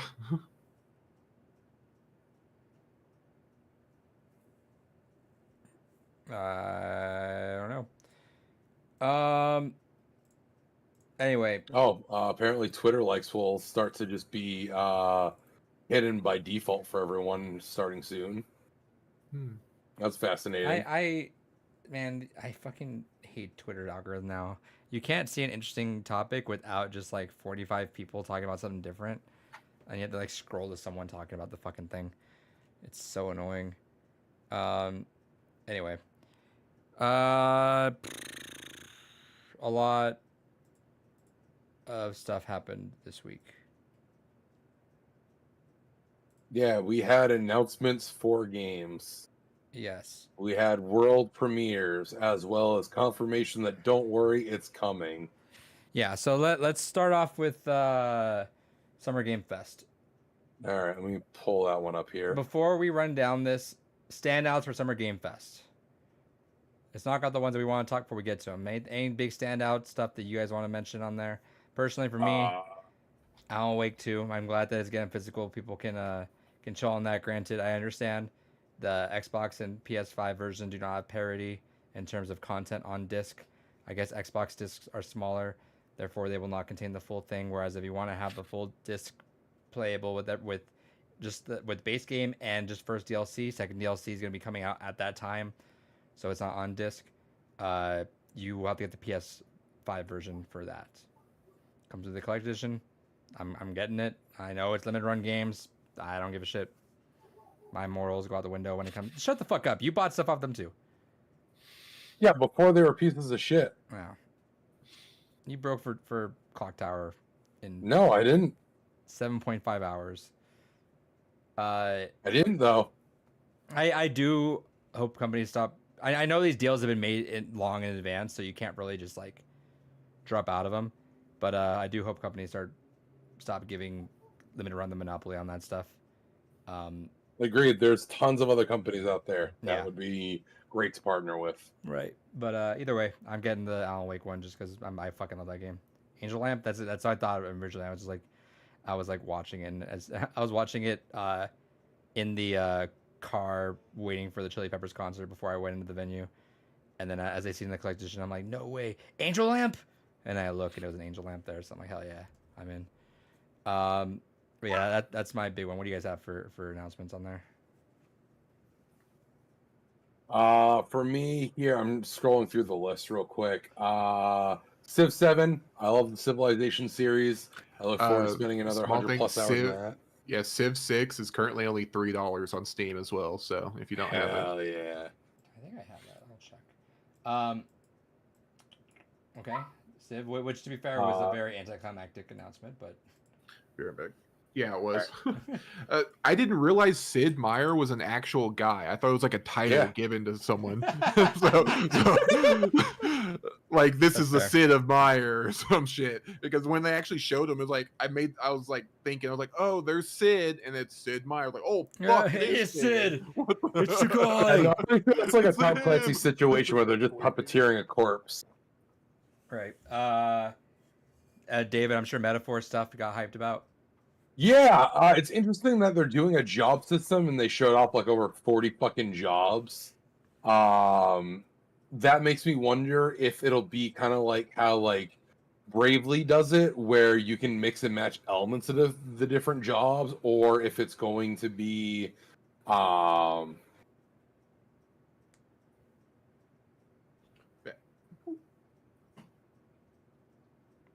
Going to be what? sorry, work text real Oh, quick. you're good. I thought your brain just busted for a second. We're talking Metaphor. No, major work message there. I don't have to stop, but holy fuck, important news. Yeah, no. So David, I mean, can you believe this stuff just leaked? no, it's fucking wild. I'm curious to see what's gonna come of the 40 different jobs in Metaphor. And I hope that they do allow you to mix and match them, like either like a Final Fantasy Tactics or a Bravely. So we'll see what happens with that. But it does look like that everything stylistically is really just Persona. The only thing like SMT proper that they've done with it is it looks like we have the press turn system. So I am a little sad that we don't have more like SMT proper in it, but it makes sense because a lot of the people are from the Persona team specifically. Correct me if I'm wrong. The animation parts, like the anime parts, they don't look like Persona though, right? They're a little more stylistically. I don't think so. They're a more way- stylistic, but they have the same feel of like if you were to just be like, okay, picture Persona, but like they time travel, you'd be like, okay, I get it. I feel like it's one of those things where it's like whenever you're okay, so like if you watch Evangelion, you watch that, you like it, and then you go watch something made by like Studio Kara, you're like, oh, Gurren Lagann, this is cool. Who made this? It looks kind of like Evangelion. And then Or you like look, you're any oh. fucking That makes Studio sense. Trigger production where it's like, oh, I know, Right. I know what these action frames are. Right, exactly. So in a way it does, but it's kind of like at the same time, like if you didn't know, you wouldn't like you probably wouldn't think that they're both. I don't know. I think it's different enough to look interesting, and for me, and not to trip that trigger in my brain, be like, oh, Persona. Oh, it's just Persona. Yeah. Other standouts for me, I am actually kind of excited for Power Rangers Rewind. Yeah. I'm excited to have a new beat 'em up. I do still think it's wild that in the year 2024 we have not had a fucking open world action Power Rangers or Sentai game yet. It's kind of crazy, Like especially Sentai. a fucking property like the fucking original Mighty Morphin or the source Sentai material. How have you not had like here's this giant fucking big ass crossover game where we're just gonna go ahead and you're just gonna run around the world exploring, traveling, and just fighting. Or here's just, if you're doing, especially the Sentai proper, here's just like Japan with all these different teams that are active at the same time. Like, especially when the anniversary happened, and I think it was like, fuck, what was it, like Megaforce, the like pirate themed one that ended up Yep. being the American equivalent, where Yeah. it's like, here's literally basically every Ranger that has ever existed in the history of this franchise. And for the American audiences, some that didn't exist either. But just like imagine doing that, but not also having like a game tie-in. It's one of those wild things that like truly, for as large of a property as Sentai and Power Rangers are, they don't get marketed nearly to the extent that they should be. Like, we got the comics, which are a strong staple. I need to start collecting the comics too. Yeah. We got some board games, and now we have like this game here, but like this is an IP and property that lends itself to being like a large fucking video game thing. Well, And it's wild that we don't get more. I don't know about the Sentai side, but isn't it just because Haven has like a stranglehold on the property? I haven't looked that much into it, so that's possible. It's fucking wild that aside from this game here, I think the last one we got Statement. was the fucking fighting game. Which, granted, the fighting Yeah. game was great. Yeah. But it was basically Marvel as a fucking Power Rangers game. But at the same time, it's just kind of like, how have we not gotten like a big open world game, fucking Power Rangers? Like, imagine going ahead where you have like the segments, you're traveling around the world, and then you actually get like a fucking Megazord sequence. All Yeah, these buildings that exactly. you're running by, you're actually now fucking taller than as you're getting into your giant robot. It's just fucking weird to me. The fan There base should is be solid. Remember the when we do that Power Rangers fighting game, and there was always like random people that would just drop in and like actively start watching just for that. Yeah. Like we were I love that was Power probably our Rangers. best. Fuck yeah. Yeah, that was our probably our best like randomly reaching episodes because like or whenever we do those streams because like people would like look that up and like jump in and like start talking to us about it and helping us with the game out. That was cool. Yeah. I wish they had done more with that game. I do want to go back to it at some point because I think they did add in a story mode at one point. So I would like to go I back think they through made it that. crossplay too. I could be wrong. Yeah, I think they did as well. But no, that was a fantastic fucking game, and it's just wild to me that we don't have more out of that property. Mhm. Speaking of giant robots, another one that we also Mecha talked about. Break. Yeah, Mecha Break. Fucking Showed up at the excited for that. Xbox That One was as well. fun. Yeah. Yeah. We also got speaking actually of Oh, Marvel. really quick, hold on. Yo, Kels, any standouts for you? Any Like standouts? big, like what's the biggest one or two for you? Well, one of the big ones for me, it's kind of like, so it's a big one for me in the sense that like I was looking forward to it, but it's not a big one for me in the sense that it was kind of like a piss poor announcement. Kind of bummed about it. Skate. I'm a huge Skate fan. Been waiting for Skate 4 forever, and this we got like a so weirdly anti-hype with this game, right? Remember when they first announced it? Hey guys, we're here to tell you we're working on Skate. yeah. Like, cool. It's yeah, it is like really weird and chill how they've been going about it.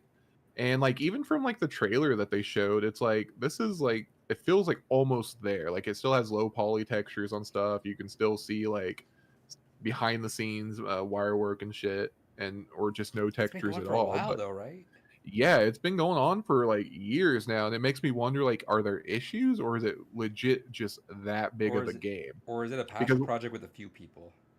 that could be it too, because like a lot of the stuff that they're showing is kind of crazy because they're like in real time. It looked like they're spawning in like ramps. They're like creating objects in the environment, like while other people were playing. So I wonder if there's like some kind of tech behind that to where they're like trying to optimize it or something. Like I don't know what's going Right. on because it also looks like a big open world. Like they had dozens of people playing at one time. So I don't know. It's one of those things like I'm super excited for it, but I just want it now. It's been so long since Skate 3 and yeah, I just want it. I want it on PC too because you can't play Skate 2 on PC, I think it is. I think Skeet 3 you might be able to. I can't remember. But they had Tim Robinson in Yeah. the trailer for it, which I love. I love Tim Robinson. He's He's so good. Yeah, go ahead. Go ahead. Oh, I was gonna say, so Jason Lee was he was coach in the other ones, Mhm. and he was in the promotional stuff, but he was also in the game. Mhm. So I'm really hoping Tim Robinson's in the game, because Tim Robinson is also, he's a not prolific, but he's a good skater. Like, he can actually skate as well. Really? Yeah. Huh. There's like footage and like photo, like it's a thing. It's just a hobby of his that he does too. That's so funny. So I would love to see him like in the game, have him be a character you could play as, like you could with Jason Lee. I love Tim Robinson. The funny thing about him though is like every joke is exactly the same. Yeah, it is. Just stare at the cameras. Well, no, it'll always be like, yeah, I'll be like, put you in an awkward situation. Get him where he has to yell and talk like this. And then sad music. You know, why can't we all just be happy? Yeah. You know, like, fuck. And then like awkward moment and then end. It's like, it's every single joke. So it's like, whenever I watch, because me and Gore would watch the I Think You Should Leave, just we marathon it, which is not the way you should do that. Watch like maybe 1 or 2 episodes and let it sit and then come back again, because the problem is you'll love it, but then by the end you're like, all right, yeah, I'm going crazy. It's the same fucking joke over and over again. It's like an amazing like skeleton of a joke. It was just funny like every single time. You just don't want to have it done 45 times to you. But it's so funny though. I literally my favorite I Think You Should Leave one is still the prank they do. Yeah, I'm assuming you've seen all the seasons, right? Yeah. There's a prank they do where they go into like the mall and he has that makeup but he's all fucked up. Yeah. And he's just like, I can't fucking Get the breathe. fuck out of this. Yeah, I can't fucking breathe. Then it just devolves into, I don't want to be alive anymore. See, I love the absurdist humor. Like the first episode, that's one of my favorites still. Just where he's trying to pull the door. He's like, I think it's a push. No, it's a pull. Yeah. He's just pulling it off the hinges. Dude, I fucking love that shit. So, It's so fun story.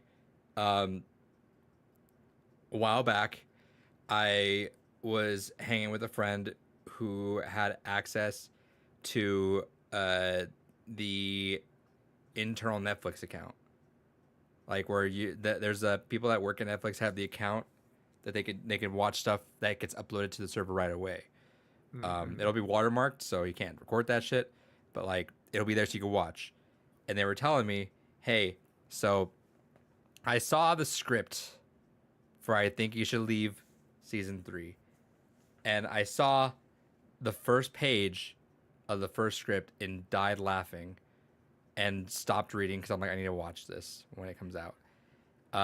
And they said, I want you to watch this. And they went to that skit with the 55 burgers, 55 fries, 55 taters, 55. And that was the one. They were like, this one's incredible. So I gotta watch that. I gotta watch that skit. Like no, I gotta go. I gotta watch that skit like a solid like month or two prior to anyone else seeing it.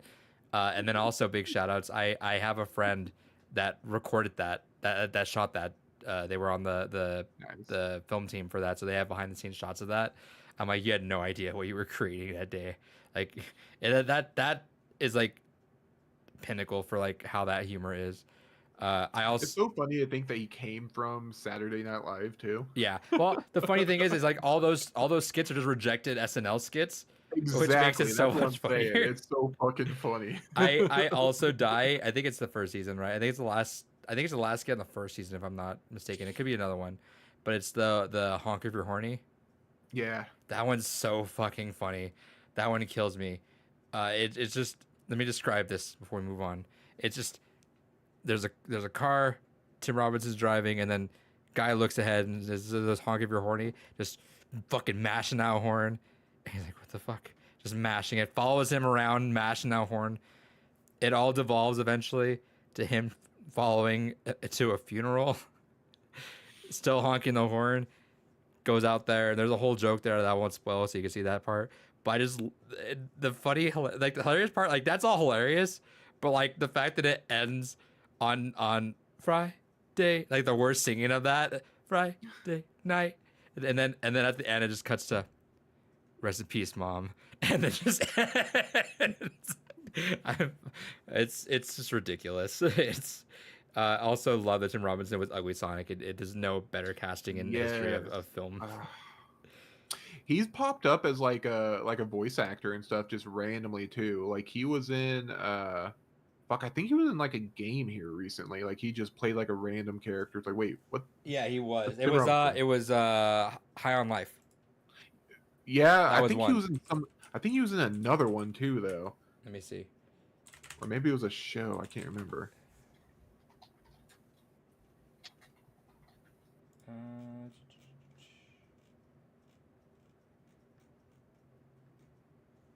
It's hard to find video game credits. Right. I don't know, but yeah, he's popped up a few times. But yeah, Sonic was a big one too. That was so good. Yeah, I just see him on High on Life on here, but I'm sure he's done other ones. Oh, he was in Invincible. That's what it was. Oh, was he? I need to watch that. Yeah, Stuff. yeah. It was just like it's a Oh, random. Invincible's so good. I mean, It's I gotta watch season 2. fucking good. So fucking season 2. So fucking good. Yeah, I Oh, was good. so, I was sitting on the couch and I couldn't concentrate on shit. It was like bad ADHD day where I'm like, I don't know what the fuck I want to do. I start doing something and I get bored within a minute. I'm like, I don't know what the fuck. So I was like, let me lay out all the TV shows I want to watch. Maybe I'll binge one of them. I watched episode 1 of Loki season 2, and it was all right. I don't like Loki season 1, so I'm like, all right, well I gotta. And everyone's saying it's amazing. I'm just like, I kind of gotta watch it for Deadpool. Yeah, for But- Deadpool you do. Yeah, but it's all right. I don't mind it. I thought it was fine. Like it wasn't bad, but That's my thoughts too. Loki season 2. Yep. Ki Hyung Kwa is fucking awesome. Oh, yeah, in it. I thought he's great. really good. He's great. But yeah, I gotta watch Gen 5 still. Gen V, sorry. Mm-hmm. I gotta, Yeah, Boys starts up this week. I and they didn't even announced realize. next season's last season. Yeah, Oh, wait, And the boy starts this week? yeah. When? I think it's Thursday. I get an episode download to watch on my flight. Hell yeah. So I gotta watch Gen V. And it's 3 episodes. 3. How long? How long premieres is the- Gen V? The 13th. Gen V is about the same length. They're like 45 minutes to an hour long. How many episodes? Is 6 or 8. Yeah, so it's actually the 13th, and it's the first 3 episodes. So Okay, you'll so I have might- 3 to watch. I'll probably just download Gen V and watch on the flight then. Yeah, and then I gotta watch Invincible season 2. I've heard really good things about that. Highly recommend. Hmm. As someone that's read the comics and so I read the comics, then I went and bought the deluxe edition like hardcovers, Hmm. and I bought up to where season 2 is, so just so I can like kind of read along or read ahead just as it's coming out. And it's so fucking good. Like it literally takes the comics, does them justice, but does it better at the same time. Yeah, I need Like- to watch. To be fair, I'm glad Kirkman knows how to adapt comics. Like I know Walking Dead issues aside. I think that just shows that he's a fucking good writer in general. Yeah. Like it's not like like he has a clear vision, and I think he's able to execute it, and I love that. Yeah. I want to get the omnibuses for Invincible. They're very unwieldy, but Yeah. they're awesome. You've seen Lost? yeah, I've watched. So I tore my ACL in like 2014 or something like that. Okay. So I was like, well, can't walk. I'm off work. I'm gonna watch Lost.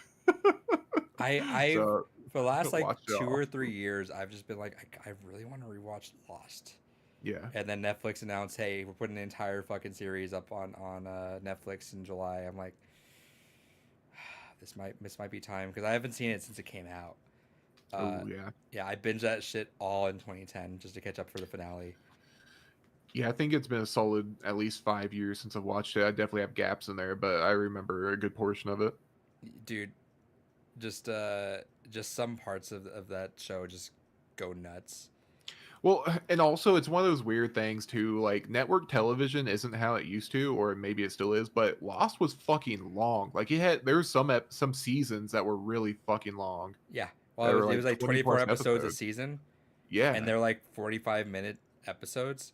So there was some filler. Yeah. That's like the anime version. Like there needs to be a cut version of that. But Lost Kai. yeah, honestly. But dude, like the payoff though, like the candidate that episode in season 6, it's it's the submarine one, if you remember in Mm-hmm. there. It was brutal. Uh, and I fuck with the ending. People don't understand it. I don't understand why people didn't understand it. Uh, It's like Inception. It kind of like leaves some room for discussion, but people are too stupid to take the discussion in the right direction. I want to watch that. I want to watch Sopranos, The Wire. I want to rewatch Breaking Bad. I, if you watch The Sopranos, I want to know your take on the ending there too. I know the ending, and you That's know what? another one divisive. I So, like it. I heard about the ending when it came out, right? Like even though I was a Yeah. kid, I was like I heard about that shit. But People thought their fucking cable boxes went out. yeah, but you know what? Like analyzing that as like the film nerd that I am, even not knowing anything about it, I've watched a couple videos that kind of tell you like I couldn't tell you exactly names or anything, but like they say this is a setup because it's kind of foreshadowing from this, and this.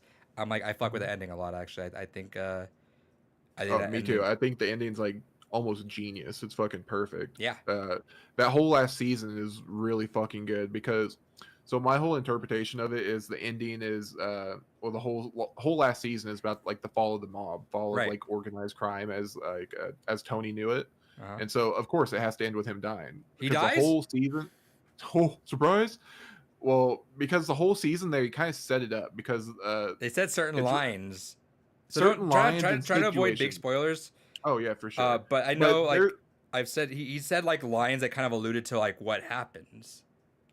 what happens, and also there's like certain points where like very innocuous situations happen. You're like, wait, that's kind of weird, and it happens multiple times. Like characters will be with each other, and then like you'll see something happen. Like I don't know how to describe it. It's like other organized crime going on, and they make a point to point it out. But like, oh, this is happening now. Like, oh, instead of the mob, we have like the Bloods and the Crips, or we have these Arabic guys. I want to say they're like Pakistani or something. There's like a specific group of people that they see a few times, and they mention like moving in and Mhm. doing their own thing. And so I always interpreted the ending as like Tony has a hit out on him by like another one of these organized crime syndicates there, because the whole last season is kind of like all the pillars around Tony fall apart, and then he finally comes to grips with like, hey, organized crime isn't for me, or like I need to refocus on my family. But then that's when he Don't gets got. stop. Yeah, it's so fucking good. It's so good. So good. And then we've all I seen can wait Breaking for Bad. it all. Yep. I've And, never seen Better El Call. Camino? I've seen one episode, like one season of Better Call Saul. I think. I need to catch up on that. I really want to rewatch Breaking Bad though too. I want to do a lot of this. I stuff love 'cause- Better Call Saul, but it's one of those things. It's like it has the prequel issue. Like it has a prequel issue in the sense like everything Saul does is kind of inconsequential just due to the fact you know where he ends up and like how his story unfolds. But at the same time, he's such a good fucking actor that he can just like Carries. yeah, he carries it just on his performance of being Saul. It's like I want more of it, and they gave me more of it, so it's perfect. Mm-hmm. Then El Camino was sick. The Hotline Miami shot, or not a Hotline Miami, but it's like the overhead shot where it's like a time lapse. I love that shot. I'll never forget that shot.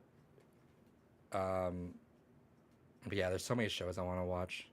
So anyway, Highly recommend Invincible. It's short. It's not like you have to watch a 24 episode season or whatever. I need to catch up on a lot of things. It's probably. I'll probably just X-Men 97 was really fucking good too. can't- I Oh, I see still it. gotta get caught up on that too. that's gonna be the one on the mega back burner because I need to sacrifice something. Excellent. But I'm probably bumping Gen V and that up there just so I can get caught up on the boys.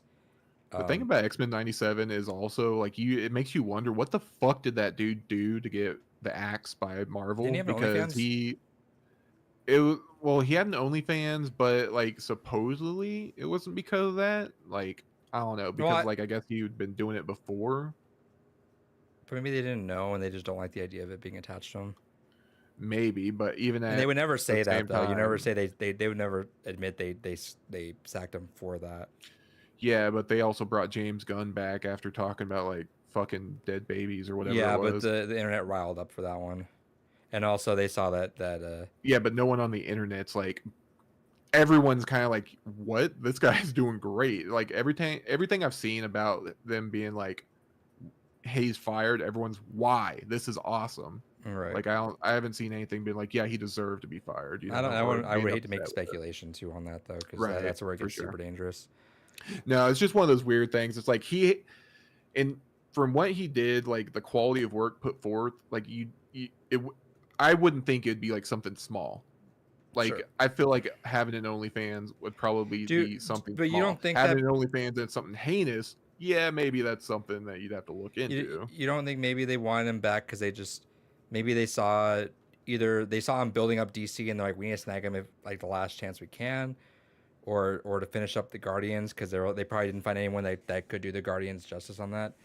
Because I mean, shout out to James Gunn, he still put out the best shit in Phase 4, like almost far and away. That's probably true, but at the same time, I feel like anyone that makes an X-Men movie going forward is going to be held to this standard of what X-Men 97 like created, because it has such like good reviews, good word of mouth. Everyone that's watched it like loved it. Like anyone that's watches that and then they're like get hyped for the X-Men movie and they go into that with that in their mind, they're going to be disappointed if it's not I like close to it. don't want them touching Jordan Peele. No, for sure. Every I don't time, want them every time touching, they like, get this any- big name fucking director, I'm like, it doesn't matter. Like, it's Marvel directing it. They just want to slap a name on there, and they might like be some stylish. Like you could tell, Multiverse of Madness is Sam Raimi due to some shots. Like, yeah, that's cool, but like that's not a Sam Raimi movie in that sense, right? Like, I think that's also because I think that movie was like done and then they were doing reshoots. Like they had to reshoot like a big portion of the movie and then Sam Raimi came in. right? Well, yeah, because it was a whole different thing at first. Because the guy that Yeah. made Doctor Strange 1 was gonna make that, and he was like, no, it was not that. All right, we got just mega derailed. Any other? So another. We were talking about Summer Game Fest, right? Yeah. Yep. Another big one that I Uh, had real quick was mhm. Wanderstop, Stanley Parable creator. I've talked about how Oh, much yeah, I forgot about that I love the Beginner's Guide. I love the Stanley Parable. Davey Mhm. Reedon just does really well. So I'm excited for Wanderstop. It's supposed to be like a Stardew Valley thing, but like you can tell there's a twist. Like there's something going on there, which is cool with me. In the world that we live in, where the fucking infinite amount of farming sims, I'm kind of into the idea of someone taking that idea and running with it in somewhere weird. Yeah, I'm for another one too. I'm cautiously optimistic for was it Star Wars Outlaws? It's one of those things like I did enjoy the Fallen Order games, Fallen Order and Jedi Survivor. So I understand it's not the same company, blah blah blah, but just like go after coming off of those, looking at this kind of the same like third person action RPG of sorts, action game of sorts. It gives me hope. It's like, okay, my hype from those is kind of carrying over to this, but at the same time, it's Ubisoft, so and all their monetization stuff that they've got that even before the game's launch, like they're holding the whole Jabba mission behind like the top $100 edition or some shit like that. Cool. So yeah, it's like, well, you're taking out a big portion of why you'd want to play a fucking outlaw game, and you show Jabba in the trailer. So People just you're want to also fuck their telling me- games up, just like on their Yeah, own.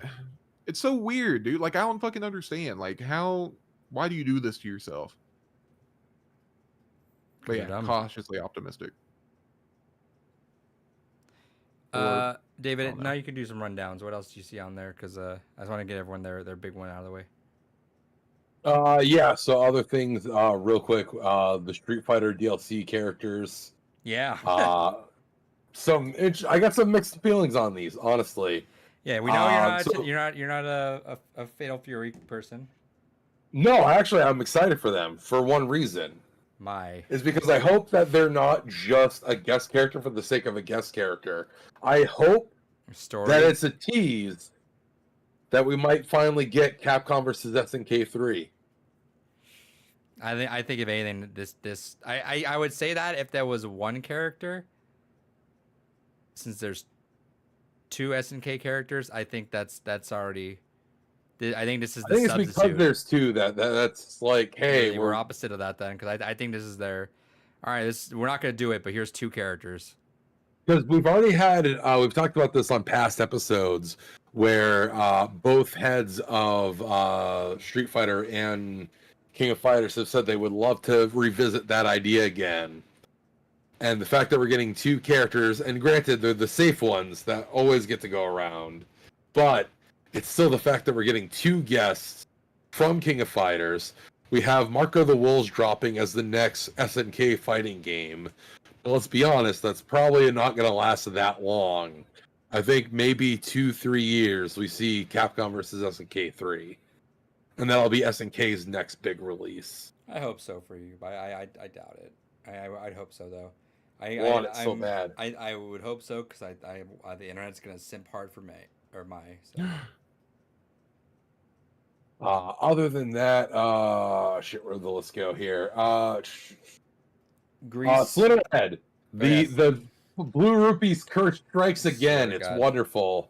Yeah. Literally, I've it had was like the ages. next day that it was leaked. Yeah. And it's. I thought it was gonna be a straight just horror game, not like an action game. Yeah, no, did too. it's looking like fucking horror Devil May Cry, and I'm fucking down for it. Yeah. But yeah, it's coming out in November. Yes, so I'm very excited for that. It looks fun. It looks different, and it still looks moody and atmospheric. So I'm all for it. And then I think there was like one other one where I was like, oh, that's kind of interesting. Let me finish scrolling here.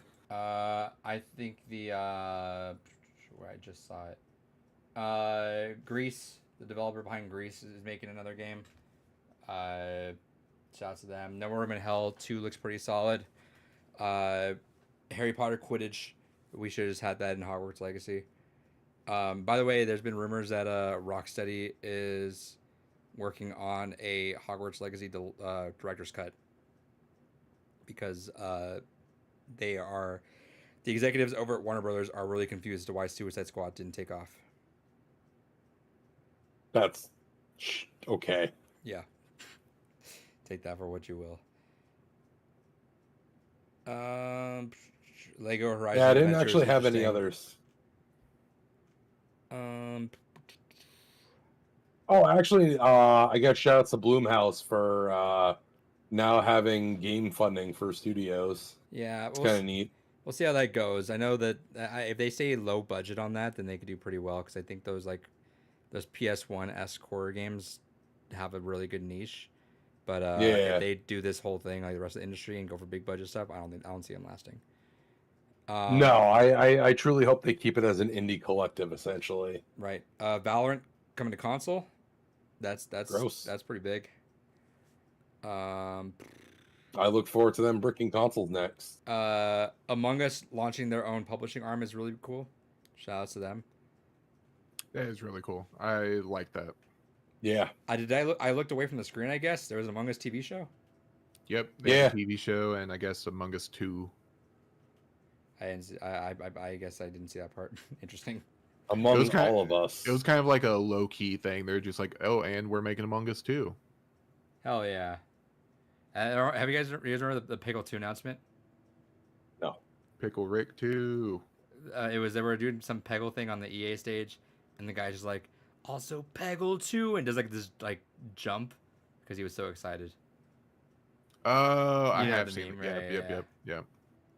Yeah. Anyway, that's about it, I guess. It was funny. Apparently, the Game Fest had to mute the audio because of how upset the crowd was when they saw that Batman: Arkham Shadows was only MetaQuest 3. What a bunch of cucks. So we're not quite there. yet, but yeah. Any fucking company that goes ahead and uses that shit is fucking cowards. Own your fucking L's. All right. Let's see. What else do we got? We can talk about the Ubisoft Forward really quick. It was only a handful of things.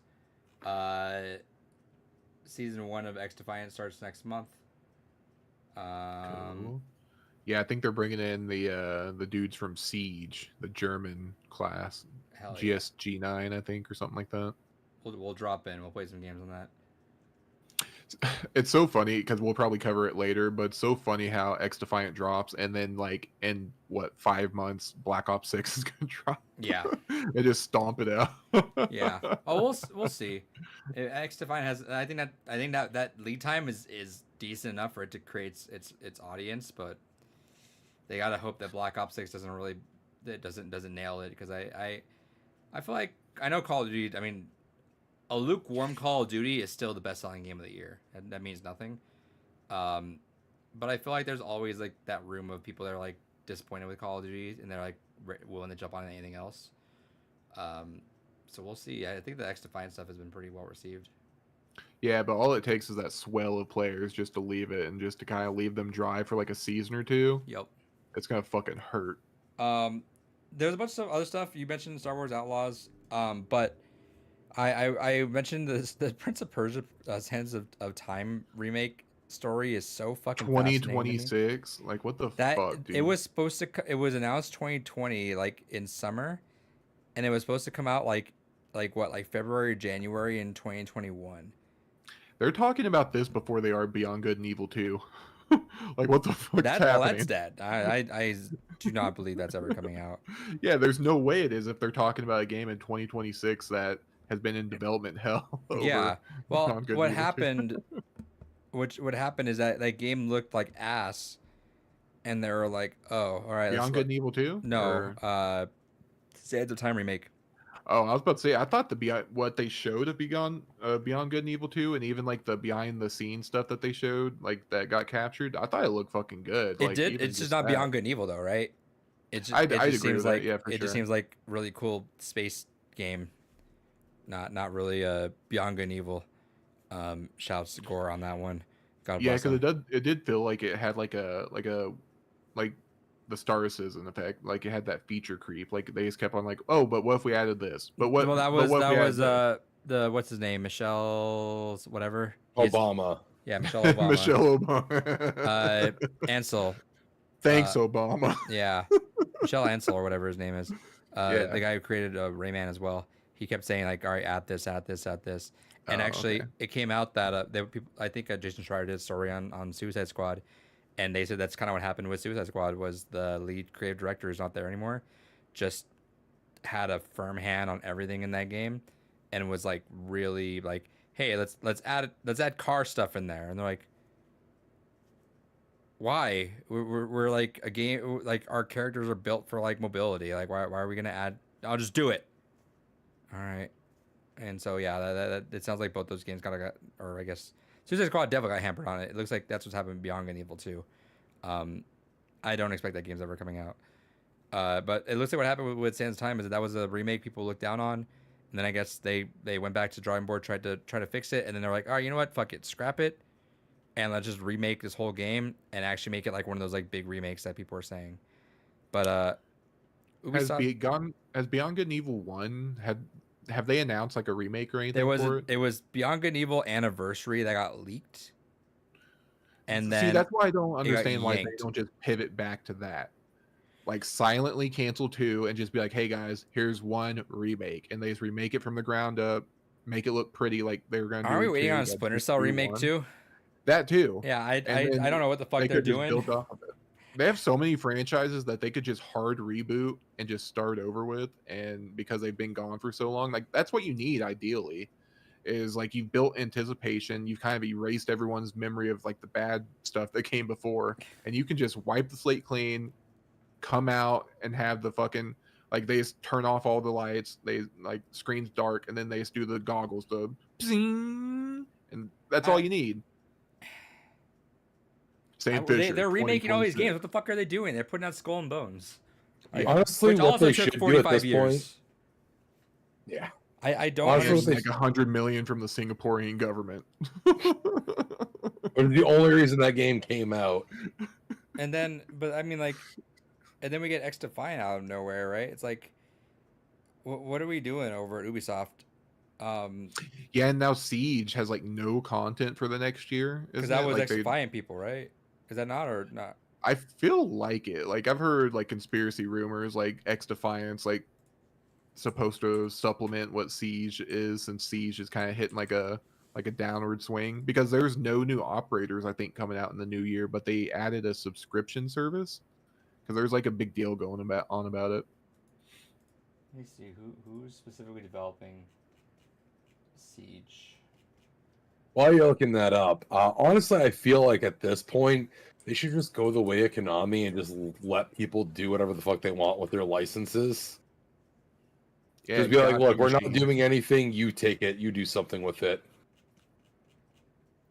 Yeah, well, they still make enough money apparently, and they were doing really well, right? Remember they had the internet, like everyone loved them for a little bit, especially when they were getting fought off because they were trying to get bought up, and so they were kind of fighting that off, and everyone's like happy about it. But then they just went and just fucked things up.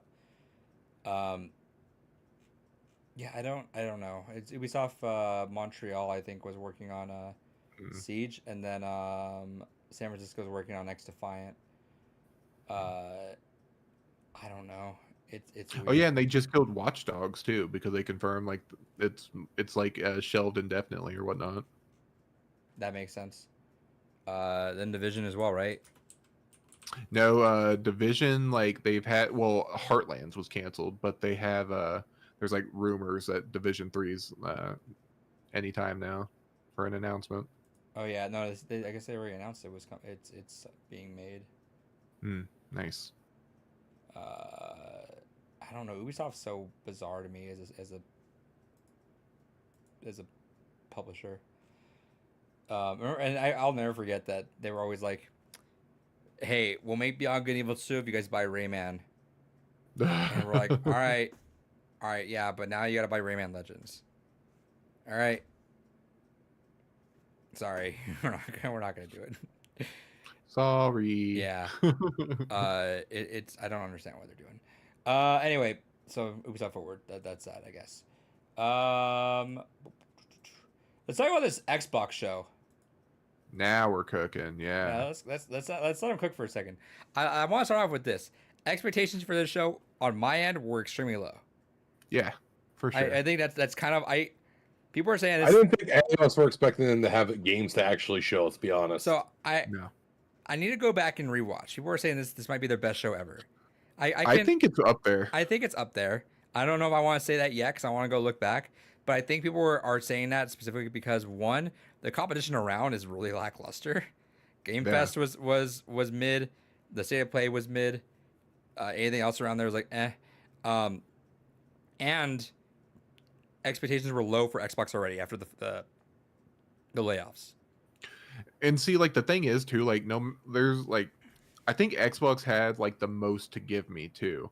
Like nothing from Sony is really going to get me like out of my seat excited. Nothing existing, and then I don't think they can make a new IP like that that would just fucking send me over the top. PlayStation All And Stars then 2. like, right, exactly. Give me that with Crash Bandicoot, the Xbox icon. Yeah, I can't believe yeah, it. yeah. It's wild. And Nintendo, like, I mean, they can announce Metroid 4, they can show off the Switch 2, that would get me hype. But I feel like Xbox, they had like good peaks and valleys. Like they had hit, they'd have like some filler, they'd have a hit, they'd have filler. Like they had a lot of good stuff, and they delivered. Even the filler in between was solid, and it Like had an piqued audience. my interest. Yeah. Yeah. Like there's some filler where I was like, yeah, I probably won't play that, but that's super interesting. Like that's something I might look at. Right. So I think we could probably just run this down. I'm looking at a Polygon article.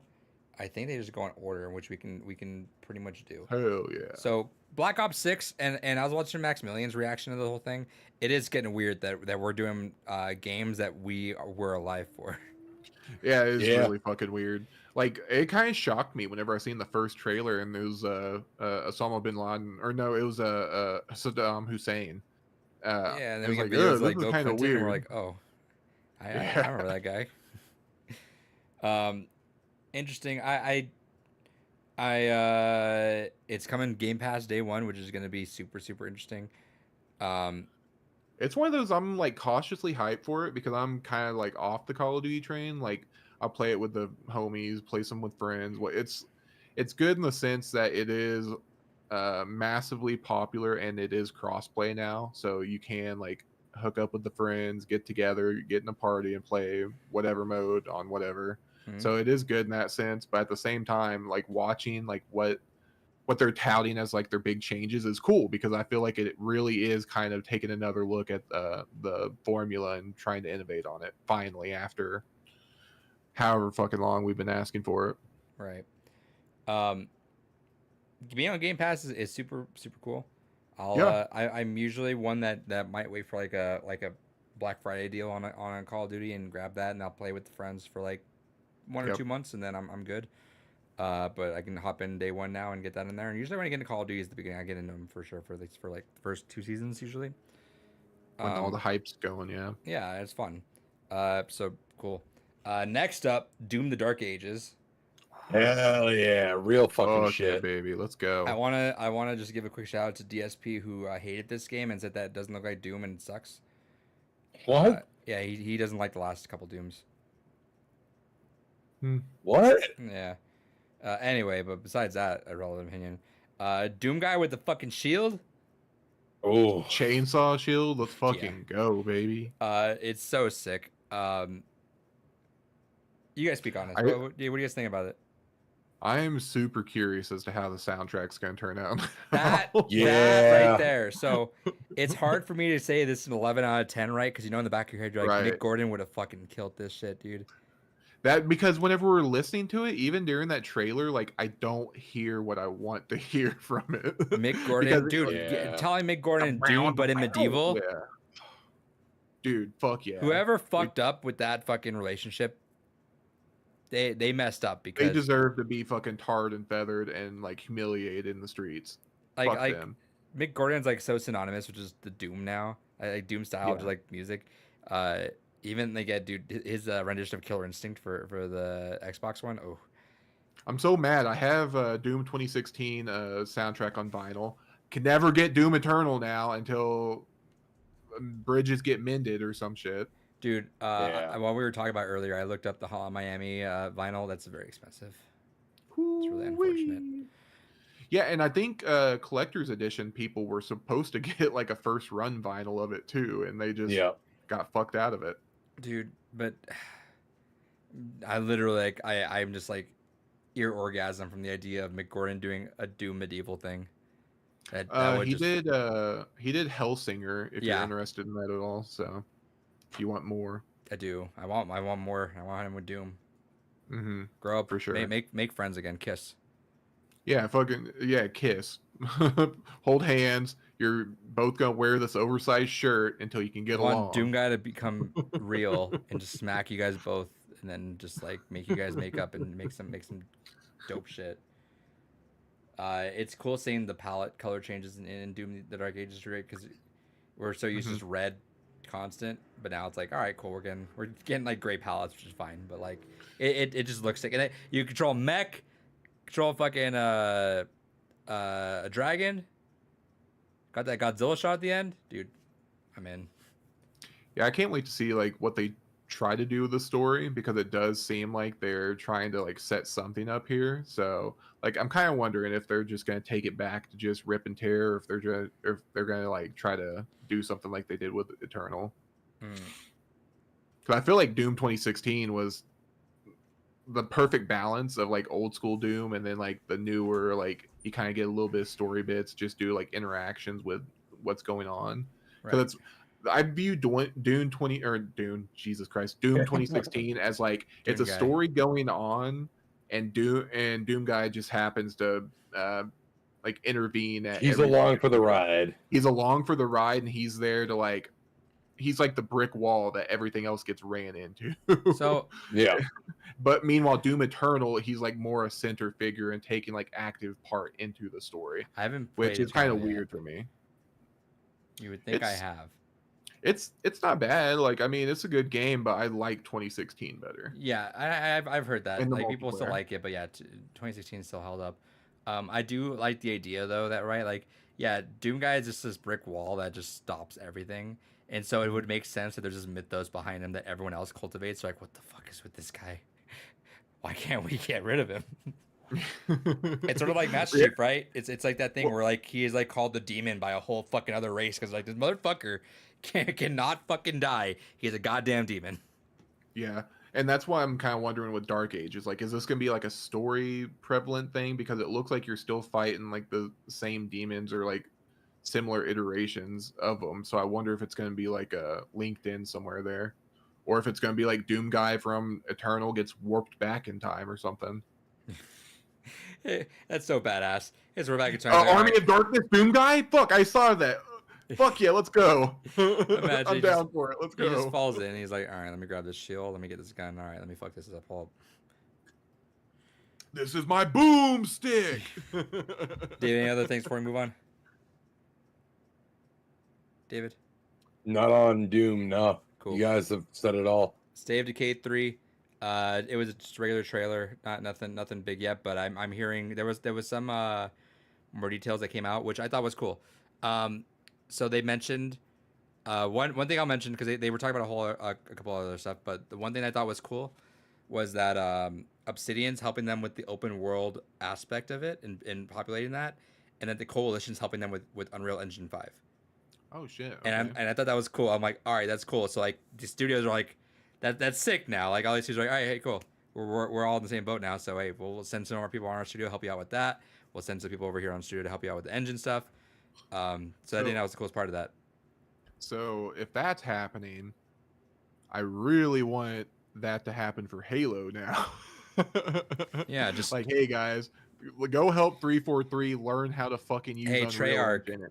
hold up on Black Black Ops 7. Go to 343 real quick. Just hey, but I don't know. I don't think the gunplay is bad. I still think Halo Infinite's gunplay is fucking great, and I still think Halo 5's gunplay is great. After what we've seen, what we'll probably talk about here shortly, after seeing that trailer for E-Day, I want that, but I want that going on for Halo. Yeah, so we need someone in there with like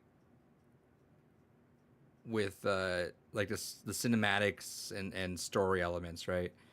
But we'll get to that. State of Decay, not much to say about that, but that was the coolest detail I've read out of that, Yeah. where all the studios are kind of just like collaborating together. That is really cool. Yeah. And I feel like if State of Decay 3 does well, that could set a precedent going forth too, and I like that. And it looks like I know State of Decay 3 has been cooking for a long time, and it looks like it's still got a long ways to go. That looks like it's gonna be a big one though.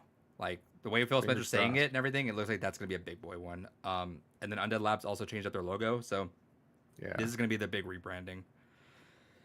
Dragon Age Velguard. I don't have anything to say about that. You guys? No. No, I'm not a Dragon Age fan, but generic, dumb.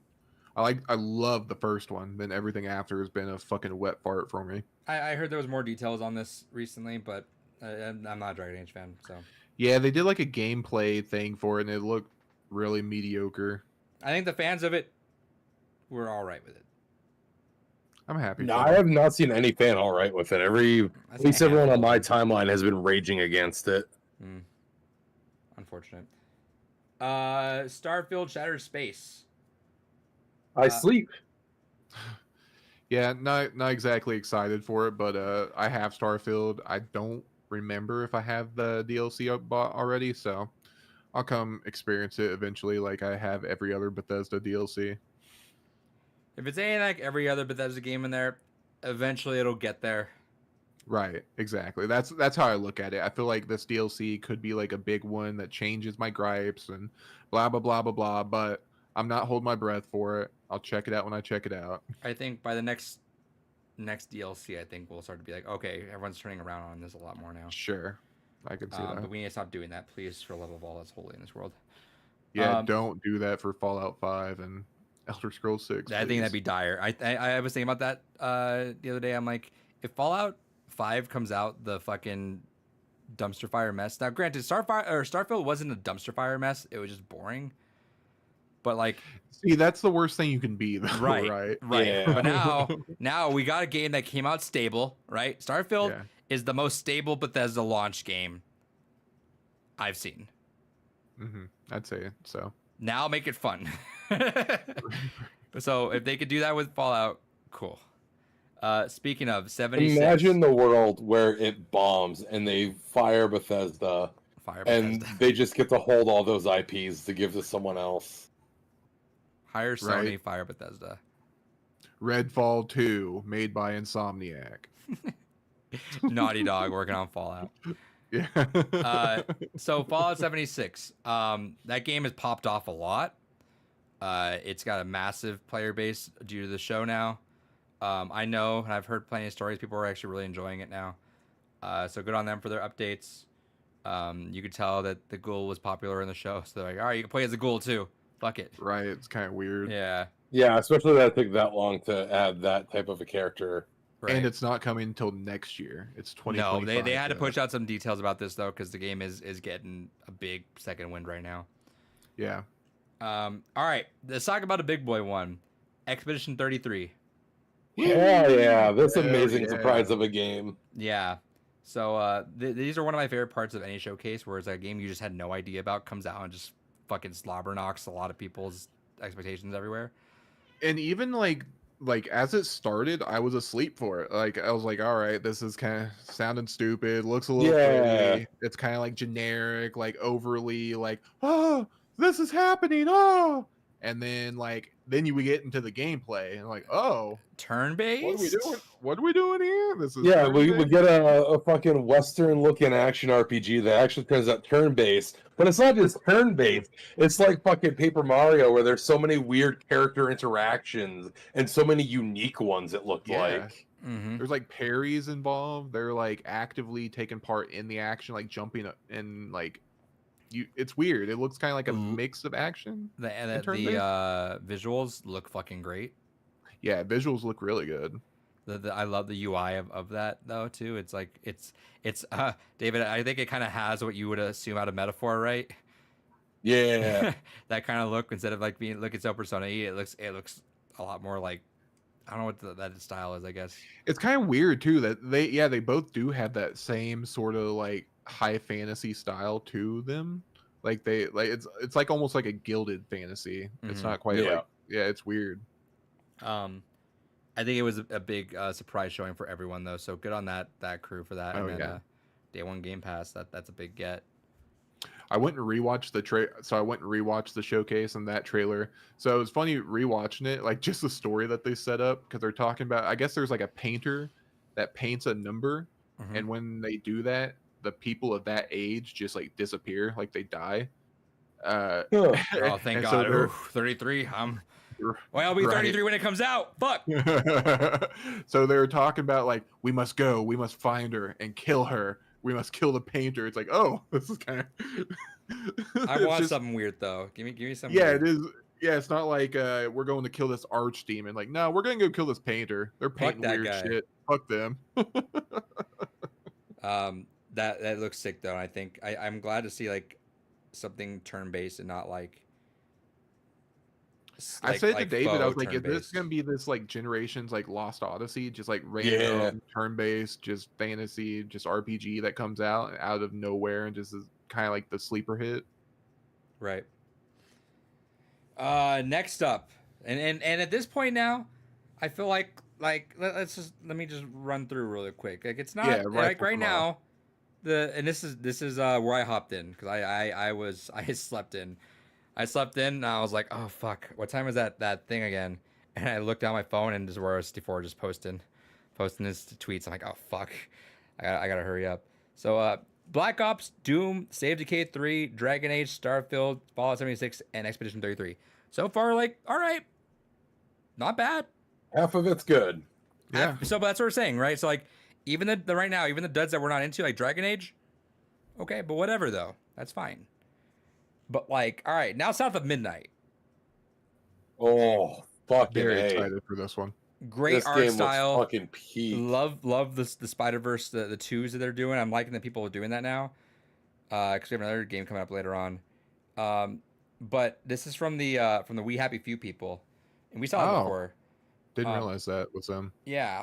So I'm gonna call your point out, Kels.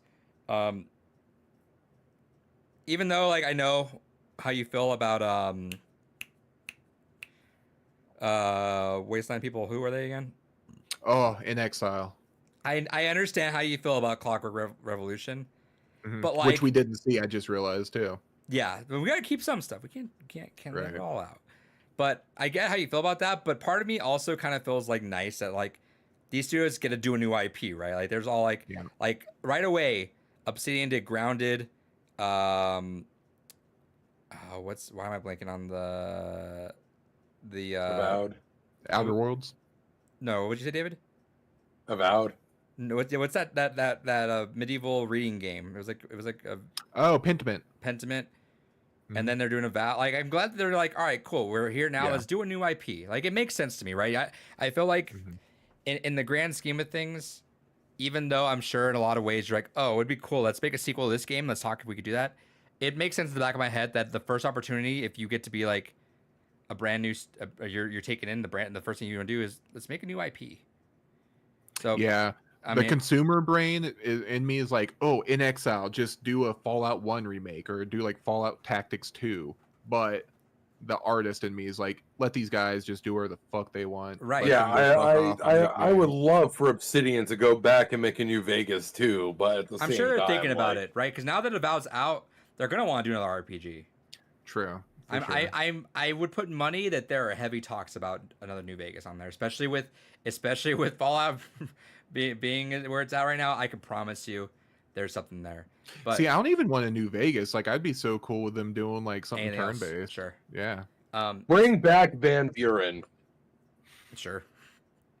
But I'm glad they're all, and I mean like unfortunately, right? But like Tango GameWorks doing Hi-Fi Rush too, right? Like Mhm. I wish that wasn't the issue that it was. Right. But is Polygon's website giving me a fucking virus? What the fuck? Ugh. Probably. Yeah, it just started popping up a bunch of Norton things I just closed up right now, and I've just had it. Why on do you have Polygon. Norton? I don't. that's all I'm That's saying. even worse. Oh fuck. But yeah, Are you so, not using ad blockers? I don't know. I'm never on browser enough for me to care. But yeah, South of Midnight. We have a few people. That looks great. Like gameplay Looks got shown. awesome. Mhm. I love the characters of it. I think it looks great. I'm hyped. David? Yeah. It's good to see a game with some fucking personality again. I love it. 100%. Yeah, I agree. Speaking of personality, we did not get a chance at what we thought would have happened, which I thought was like the most slam dunk easy W of all time, but we missed it. Silk Song. World of Warcraft. Yeah, surprised that there's no console, but they have confirmed that they're doing it for Mac again. So there's at least some branching out. Jesus. But how? There has to be a reason. I think it goes into kind of what we were talking about. It's either the engine at this point is, you figure it's like what, fucking 15 some odd years old. It's probably so spaghetti coated that maybe we do eventually just get WoW 2. And they eventually just kind of put WoW on life support. Here's your WoW 2. Or maybe and that's all- they just uproot it to a whole different engine. They've done that. They've updated this engine a few times, I think. But they could do like kind of like what FF14 did, right? I kind of like uphaul it and like keep it the same game, but like make it. Well, no, because FF14 wasn't the same game. Like, they literally rebuilt that from the ground up when they did A Realm Reborn. Yeah, the way I see it is, if it's something that with the engine that you can't work, then I'm like maybe just some way update the game. I don't think they should do a World of Warcraft 2. I think the idea of a 2 is just a little scary, and I mean that's like a Minecraft 2, right? You would never do that. But I don't know. Like I feel like maybe that's just. I think they either do that or they try to get it to work in like some kind of cloud streaming option. Mm-hmm.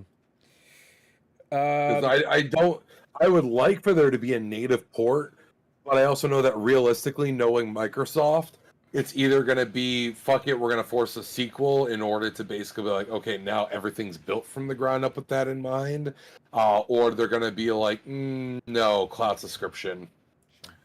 I think it's also been kind of like rumored that they're heading towards like either a reset or like a WoW 2 with this upcoming expansion. So Maybe. that could be something. Yeah, because that like plays out. honestly, at this point, like we've fucking dealt with elder gods at this point, like the ancient of ancients that exist out in the universe. Where the fuck else do you go from there, storyline wise? Kang. Multiverse. Yeah. I mean, we've had the multiverse though. Yeah. So Yeah. Moving with on. Chromie going through time. Metal Gear Solid Delta. Don't care. I sleep. Let's go. Yeah, it's the duality of man right now. This Really, game, release date leaked as well by November. GameStop. Yep, November 17th. yeah. How you feeling about this one, Kels? I'm cautiously optimistic. I love Snake Eater. See, so it's so weird. Like, have you been seeing like a lot of the discussion about it online? Mhm. People are getting mad that there's no piss filter on it. So the original game, like, it's stylized in a way like a lot of PS2 games of the era were, but at the same time, it's like you can't. It's hard to discern. Like, is it stylized in this way just due to the limitations, or is it stylized in this way due to Kojima like having a vision for it like that? Because he is, at the end of the day, like a film guy, and that is a film thing. Use the yellow, the yellow wash And on any everything change like that that. happens is obviously not a Kojima-approved change. Therefore, they're going to complain about that. That too as well. So it's like a weird toss up. Me, I don't give a fuck. I think Yeah. it looks pretty from what they've shown. It's literally one for one stuff from the original game, so I'm down for it. Nice. Just don't touch. I don't know. On one hand, I'm like, don't touch the story, but on the other hand, if you can expand upon it, cool, do it. Yeah, they just gotta walk that line of like, hey, it's touching on Kojima's story without Kojima there, so figure it out. Can only That's true. be improved. Well, I mean, they've also already done that too because they have Metal Gear Survive. That wasn't Kojima, and so it's already been pissed on. So might as well That's just fair. keep pissing while you're at it. Sea of Thieves, Sleep. 13th season though. Same. Good for them. I wish I can get that Yeah. game. I'm sure there's a handful of games and other If universes this that I got what into. if and this is one of what them. keeps Rare alive, then so be it. Wherever Wild is, wherever that is, there's no way that game's even happening. Flintlock, The Siege of Dawn. Looks Looks in. cool. Yeah, look pretty good. Which one was this one again? I like Dashin. So this one looks like this is another one. Looks like it has a lot of personality to it, a lot of spunk. So I'm all about that. Really Alright. cool, like weird, like setting. Can't quite nail down. It's kind of like mystic, steampunk in a way, Mm-hmm. but still cool. So, Age of Mythology retold. Hell yeah. Yeah, no, that's cool. I'm happy for the people that are gonna be getting a kick out of it. It's cool that it's gonna be on Xbox Series X. It's not like a streamed game or anything. All right, no S. Is that what was confirmed? I'm on Polygon as well. It just says it'll be released on Series X and PC. I could see it being just X. Yeah. All right. This is where I think we got elevated, right? We went from like, all right, this is a pretty solid show, to like, all right, we're in, boys. Perfect Dark showed back up. Thoughts, impressions, how we feeling? Joanna Dark. I'll let you two go first. I think it's kind of crazy what they did with it, right? Because before we just kind of got like a little bitty tease, and then this time we got like a full on like gameplay. I expected when we saw this game again, it would just be another trailer. Yeah, I I did thought not it'd be like expect it to be like showing off this. yeah, I thought we'd maybe get like a minute and a half, 2 minute long trailer or something, just showing like cutscene, like maybe setting the story for us. But yeah, no, this was insane. Like it kind of showed us like very vertical slice, but what they're envisioning for the game. So super impressive. Right. So we've heard a lot of shit behind the scenes about this game, about how Yeah. many shifts they had, but this looks far along, and I would imagine it might be just because of the sheer just amount of people you got. You got two whole ass studios that Right. can probably produce their own game on their own, both working in tandem together. And I thought it was cool because like it was like the Initiative and Crystal Dynamics side by side, because they always said, I always got the impression it was like, oh, Crystal Dynamics is helping with that, but Yeah. it never felt like, oh, Crystal Dynamics is developing it. Right? Is that because I felt like I didn't get that impression, but now it seems like, oh, these are two whole studios working together to fix Yeah, this. they're getting their name put on the project now as well. Yeah, they're they getting better. credit. I thought the slice looked great. Yeah. You mentioned I think something interesting, which is you got vibes of like Watch Dogs for a second, where it's like, all right, this feels like it's gonna be one of those games where it's like, hey, it looks really pretty when we're watching this, but like when it comes out, it's not gonna be. I think I rewatched and it said in game, like it was shot like using in game, uh, in game engine and cutscenes. It was saying or something like that. Oh, that's cool. So it looks, if not that, it should be close. But I'm loving that how it looks. Good tone so far, and I love that there's like a Mirror's Edge vibe to it too, where you're just running around doing parkour, which I'm in. Yeah, there's a Mirror's Edge to it, feel to it, and it also kind of has like an MSIM like quality to it a little bit because it kind of showed her like listening to people's radio, like scanning stuff, Right. and I kind of hope Spy that's shit. there. Yeah, give me because like I love the IOI Hitman game, so give me more of that. But with Joanna Dark, fuck yeah, let's go. Hell yeah, David. I still don't have a lot of faith in this. Yeah, That's fair. It's one of those things that all those we've horror waited. stories. We've had a lot of horror stories, and we've waited so long for a fucking follow up that I'm like, I don't know how this is actually going to be at launch. So I'm gonna go into it with an open mind. I would love for it to be fantastic. I'm not holding my breath. Bro, Yep. if this was the one like that they can hit like at a 9.95, that'd be fucking huge. Like they'd need that, because you need to create another staple pillar for Microsoft right now, right? Because it was always Halo, Gears, Forza, and just with Halo just like not being the name that it could hold. I would like for more pillars to be up there, and Perfect Dark would be sick. I just feel like Perfect Dark is like a really good franchise just to like build on too. Yeah, Because it was meant to kind of be like essentially a James Bond ripoff. And I mean, you could totally just keep on doing a new spy mission, a new mission to go on. and it's a reboot, so you could just take whatever you want from the franchise so far and just do whatever the fuck you want. Right. Exactly. Kind of put your own spin on it. Yep. That'd be really cool. So fingers crossed. It looks good to me, but I mean, also very fair. I'm always cautiously optimistic with these things. It's like I hope the best. We'll see. Hmm Diablo. But it was definitely more than I expected to see. Agreed. Diablo 4. Asleep. Really pretty cinematic. Is like always though. I mean that's Yeah, I mean, if this was like me of 10 years ago, I would have squeed at the idea of Mephisto being back, but I don't give a fuck about Blizzard stuff right now, so. It's fair. Now, the way they were talking with this, I thought that was the end. Right? I was like, the way Matt Booty was up there talking about that, I was like, all right. I think, Yeah, I was waiting for the one more thing, and then but he came in there talking about Perfect Dark, and then he's like, all right, here's Diablo, and I was like, I think that's it. But we kept going, then they started rifling off some more. and then they're like, they reload their mag. Yeah. And next up we got Fable. yeah, real shit. Yeah. I wish we got more like proper gameplay. Sure.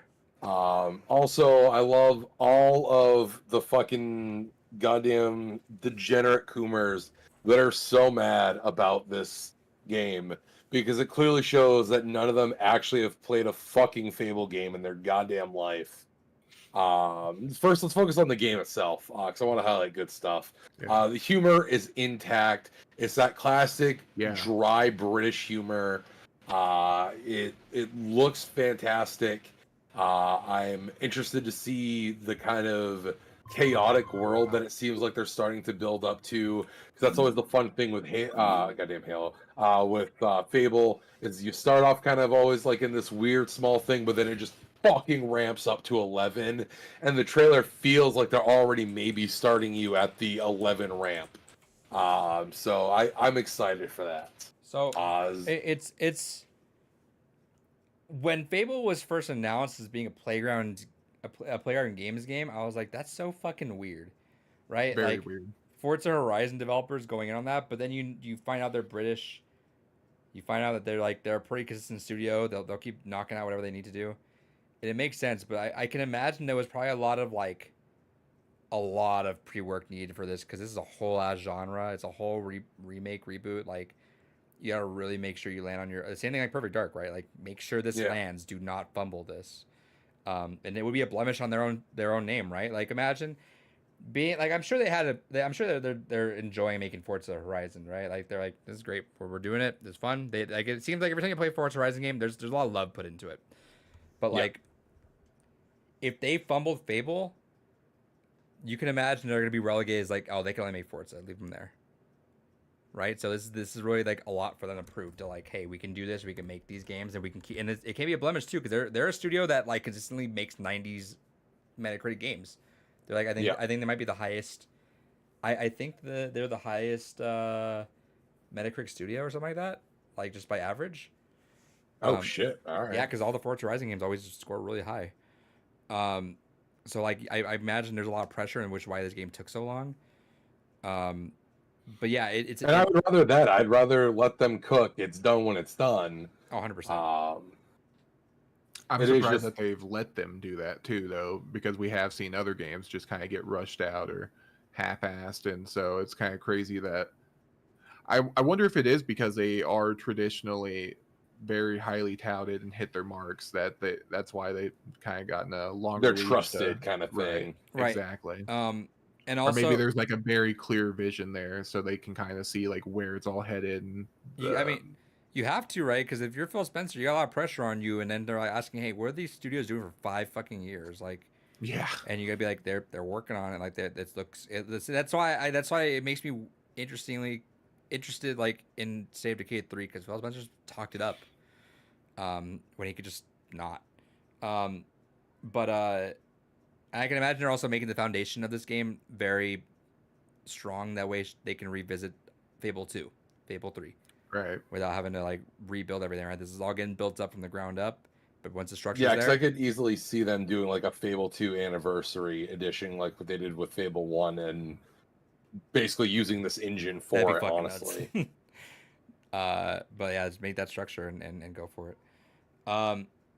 But I think one point that was mentioned, I think by Kells, I am curious what they're gonna do with this character creator, if we're gonna just stick with this protagonist, or if we're going. I think it's confirmed we're not getting one. Okay. Yeah, because Because I it was makes thinking sense. about that We've too. never had a character creator in Fable. Well, we've kind of gotten to choose, right? You've gotten like a gender option right. in a couple of the Fable games. So 2 of them you got to have a gender chooser. But that's like the extent of your character creation. And then everything else is like either your character appearance changes with the foods you eat or with the Sure. different stats you build. But I wonder if we're keeping this character My thing is like you're usually like a blank slate, and you build on it through your. But it looks like there's a lot of adventures. character already established in this. Right. This look because just from the trailer, it was kind of describing it as like this guy was the retired hero, but he spent like the waning years of his hero life training this your character. So it's like where are we at on this timeline? Because it doesn't seem like we're coming in green, but maybe that's just kind of like setting the story up. Like maybe like the prologue is us learning. Well, I was gonna training. say, I feel like that's the swerve. Is that the way that? Because I went back and I rewatched the trailer, and it's interesting because if you pay close attention to the exact wording, the way that the trailer is set up is it actually seems like he is talking about the character that the main character is worried is back. Yeah. Because he spends a lot of time talking like, oh, I trained this student, she was great, she was wonderful, she was, had a lot of potential and power. And then it's like, as soon as all that buildup is done, the main character comes in and is like, oh, she's back. So it leads into that segue, like, oh, I think what he was actually talking about is basically the threat. Yeah. So it allows for our character to be more of a blank slate. It's just, yeah, you have a pre-designed appearance, which, again, every Fable game did that. Well, I think also this one is a actor. It's the lady from Arrested Development that played Maybe. If you watched Arrested Development, I'm pretty sure it's that actor. Gotcha. And I feel like that also ties into where, how we make games nowadays too, is so many studios will just go ahead and they're like, well, we're already spending all the money on motion capture and everything else. May as well save a little bit on every few other things and just scan your appearance in too, and then just apply it to our art style. Yeah, and I'm perfectly fine with it. It's just interesting that we're not going to be like a blank slate character, that we're going to be like a fully voiced, fully characterized character that we're playing as throughout the story. Yeah, I agree. It's gonna be cool. I trust in Playground Games. Yeah. That's a studio that has done no wrong. I'm gonna trust them. I'm- I'm still scared because I think that's the thing that Xbox just kind of threw at people. Like, but like of those, I feel like they're gonna they would something would have to go terribly wrong for them to like throw out a miss. Yeah, I'm Yeah. definitely scared, but at the same time, looks pretty. Trailers have been good so far, and the tone matches what I want out of it. So You're right. Exactly, and where we have a release date of sometime next year, I imagine, probably around holiday season this year, we'll start actually seeing more of the game, and I imagine they'll put a lot of us at I ease. imagine it's Like, like I would, showcase next year. yeah, I also wouldn't be surprised if, like, Game Awards, we saw, like, a proper full I can gameplay see that. trailer. All right, Fragpunk. This is a 5v5 rule changing hero shooter. Looks all right. looked like a mobile game at first. I thought it was something from Yeah. King or some shit. It's got cards, David. Cards. By Sleep? It was all right. Next up, Winterboro. Trauma Simulator. Let's go. I was looking this up while you guys were talking. The developer of this is their first game, so we'll Huh, see. that's interesting. Yeah, we'll see how that one goes out there. But yep, looked like it's gonna make you feel some sad. So be ready. Next game that I thought was super interesting. Oh, I guess next game, but I thought this game looked really cool. Also, shout out to Annapurna Mixtape Hell Yeah. yeah. from the people that make Artful Escape. Yeah. So that makes sense because like I saw that I was like this feels like Artful Escape in a way, and like yeah, the same people. Looks Get great. this game on physical while you can. That soundtrack is gonna do some work on it. Yeah. Well, I look forward to next year when we get the next Annapurna collection. It's $300. You know what? Buy it they again keep, if they keep anyways. doing them, I'll keep buying them. Like that's a sick Yeah. collection still. Was Ironically, it's such a fantastic was deal that for box everything, so. opening like the Volume packaging 2 box? collection. Dude, the packaging box opening was literally like one of my like it's like top 3 of my like ever like unboxings of things. It was like it was sick. It was a mood. Yeah. It reminds me of something Phil Spencer said that when you open up a console, they want you to make it feel like an experience. Like, hey, you're really getting something. So like opening the Series X was cool. I think the way that all folded out. But yeah, this one where it looked just pristine. It was like padded up with everything, pristine, and just like in that box, like, oh, this is nice. Mixtape looks great. I'm excited for it. Same. Flight Sim. Nothing really to say on that. Sleep. Cool. Elder Scrolls Online. Sleeping still. This is a little bit of we're still calming down a bit from Fable. It's all right. Got a few things like, see, we had like our peaks. Like we had Fable. All right, Fragpunk. I'm not saying anything bad about it, but it's not really what I'm in the mood for right now. Winterboro looked good. Mixtape looked good. My Flight Sim. I mean, it's still well received. Cool. Elder Still Scrolls. kicking. Yep. Next up was interesting. Life is Strange Double Exposure. So yeah. this is not from the original developers. No, Of I that. realized that as well. Yeah, so Don't Nod is who made Life is Strange. They did 1, 2, they did Tell Me Why. And then they're off doing their other thing now.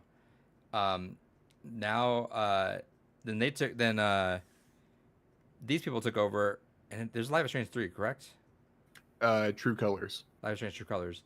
And then which I heard was not bad. No, it won some awards. Yeah. It like won like inclusivity award or like access, something like that. Yeah, I Some have. I weird want to play thing. it still eventually. And then now we're going back to Life is Strange 1. Hell with yeah. Max. So that's good. So shout out to them. I think that's the right way to play this game. I get that Life is Strange should have been like it was intended to be like an anthology of like different stories, but I think the first one hit so well with people, and even though the True Colors was well received, 2 didn't really make a splash at all. I think that might be the best and smartest way to go about it is go back to Max from 1 and expand that story a bit. Yeah, it did make me want to go and actually like finish playing Life is Strange 1, so I might go Game's through and gone do by. that soon. It hits. I love it. I need to go back and replay it though. Next up, Indiana Jones. I sleep. Really? Great cutscene. I like the cutscene. It's like watching an Indiana Jones movie. And that's why I sleep. I don't give a fuck about Indiana Jones. I don't care either, but like I love Indiana Jones. I'm not a big My fan. partner's huge on Indiana Jones, so I'll probably end up getting it for her. It's on Game Pass. Yeah, but if she's gonna like it enough, I'm gonna probably just buy it for her to have it physical. Well, I'll let her play it first, and then we'll figure it out. Yeah. Actually, we don't even know if it's gonna be physical, right? Oh, that's true. Right, They could that's just cut true. us on that. Yep. So, Sad and day. then that means you're gonna be paying limited run games if she likes it enough. No, Nope. they don't like to do Xbox games, right? They do though. They do do, but occasionally. not. Yeah, Like they're doing Pentiment, and they did Hi-Fi Rush, right? yeah, that's Yeah, coming it's the on. last the way other to get side. Hi-Fi Rush now. I think Indiana Jones are great. Like good for them. I think they got a good little. I'm not sold on the gameplay, but I think the story, voice acting, and everything kind of all works really well. I would like to see more I'm sure gameplay. if you're an indie fan, it'll be a great time. Right. I'm gonna skip Mecha Break because we were talking about that. Hell yeah. Wu Chang Fallen Feathers. Kind of forgettable, but I mean, it looked interesting. Honestly, you said that, I was like, what the fuck? What was that game? It had a And cool I had to just cutscene. quickly look it up, so... Yeah, it had a cool cutscene. I'm not a big Souls-like person just in general, but Same. cool. And see, I love Souls like, and this one's still like, doesn't. The doesn't problem hit is the mark I that I want. overdid it with Demon Souls, and I just was not ready to just play a whole genre of nothing but Demon Souls after that. Yeah, that's a lot that they create a whole genre though. Like good for them. Yeah. Yeah, and there are some like really good ones in there too. Like Liza P was really good. Mhm. I do want to play that one, though. Fucking You A. should play that soon before it's on Game Pass because we're hitting that year mark soon. I'll just buy it physically. I don't care. This man, Mr. Moneybags. Next up, Avowed. Woo! Hell yeah. Excited to Hell see more of yeah. this finally. Yeah, and hey, it's coming out this year, which is super interesting. It was supposed to say November, but then it got removed, so that leads me to think that maybe there's a potential for a delay on there. Could be. Yeah. Well, I've also seen that I think it was like Cloverall or someone said that it's essentially done. They're just in the like polishing phases of the game. Yeah, so that's probably why they're like, hey, we'll probably get it done 2024, but there's a chance it slips. So let's just say the year and not put a firm date on it yet. Which leaves it room for like a Gamescom or something to be like, hey, here it is coming out in November or whatever. But good for them. I'm glad they're getting Obsidian is probably the one doing the most work since getting bought out by Microsoft, right? Grounded, Pentiment, Avowed. Yeah, working no, on for Outer sure. Wilds 2 or Outer 100%. is it no Outer Worlds 2. I mean, Yeah, it's easy to work when you don't get fired, so... That's what they said. So that's the thing about people. I get the whole issue with them buying up everyone, but Obsidian's been one to say specifically, hey, it's been nice being able to develop and not have to go paycheck to paycheck with every single game that we make. It's also nice to still get a paycheck. Right? That's fair. But like Pentiment would have 0% happened without the acquisition. Oh yeah, for sure. Next up was another fucking interesting one that came out of nowhere, Atomfall. Yeah, I didn't put 2 and 2 together, but it is a British ass game. Yep. Yeah. I went back and rewatched and like, oh, The telephone booth didn't put it there. no, not at all. I was like, oh, that's quirky. See, maybe I'm just too much of a Doctor Who fan, but I'm like, oh, wait a second. I see what you're doing here. Yeah. Yeah, it's a survival game set after a natural disaster in Great Britain. Yeah, looks interesting. Yeah, nothing good happens there. True, nothing good has ever happened in Britain. Oh, wait, bro. The Germans are flying over. Assassin's Creed Shadows. Is that what happened? It's a thing. Looks pretty. Fuck them for doing the one thing that would make me interested in their game. Yeah, I feel truly. like Like, I saw that trailer, I was like, ooh, that actually looks good. they're Yeah, I hate also that I felt that. they're also 10 years behind on this idea already. exactly. I swear, after Yeah, Assassin's Creed 2, everyone's like, all right, Japan, Japan, Japan, yeah, Japan, because Japan, it came Japan, and on they the did first thing I everything thought was like, beside oh, it. is this Tenchu? Yeah, I mean, it makes sense back then because Tenchu was still kind of relevant as well as Ninja Gaiden, Yeah. so I can see them not wanting to crowd the market because especially Ubisoft thinks about that shit. But at the same time, like, yeah, it should happen much sooner. But yeah, it's unfortunate that they finally made a game that like, ooh, they're cooking. well, it's like Forza Horizon. It's like, why haven't we gone to Tokyo yet? Why haven't we done Tokyo this? Drift. That's 6. It has to be 6. I've been saying it has to be the next one since like Yeah. 3. So But no, we're gonna go to the Baja instead. All right, I mean, whatever. to be fair, it's always pretty environments, and I get that's probably why they don't want to do it. Because right, we keep thinking Tokyo would be like a lot of cities. They don't really do cities. You And- could do like the rural countryside though. But we're talking. But I know when people say like Forza Horizon Tokyo, we want Tokyo Drift. I get that. Like, that's where my mind goes right away. But Yeah, and you can do that for some of the maps, but then you still got like Mount Fuji and you got go Okinawa, and drifting there's down the so many mountain. regions. yeah, get to it. Hey, drop Fable and go do that. Yeah, for real. Fuck Fable. Yeah. Stalker 2. Looks cool. I'll believe it. It's a game whenever I have it in my hands. Yeah, I'm kind of in the same boat with that one. I'm like, man, I've been fucking waiting for this game for so goddamn long that I don't care anymore. But at the same time, I know I'm going to be interested as soon as it does How drop. much homework do I need to do to play this game? Probably none, I'd imagine. Say again. It's one of those things that you can go back and play the first game. I don't recommend it, but you can. And if you do go back and play the first game, you need a lot of mods to make it palatable. So, but is it like a genuine sequel thing, or is it just a reboot sequel? I mean, it's a reboot sequel because there's nothing to really continue from per se. Yeah. Okay. So I think So it will don't probably need- like reference things to it, but I don't think Yeah. it's gonna be like game breaking things. I think it'll be like people that they'll know and they'll be like, huh.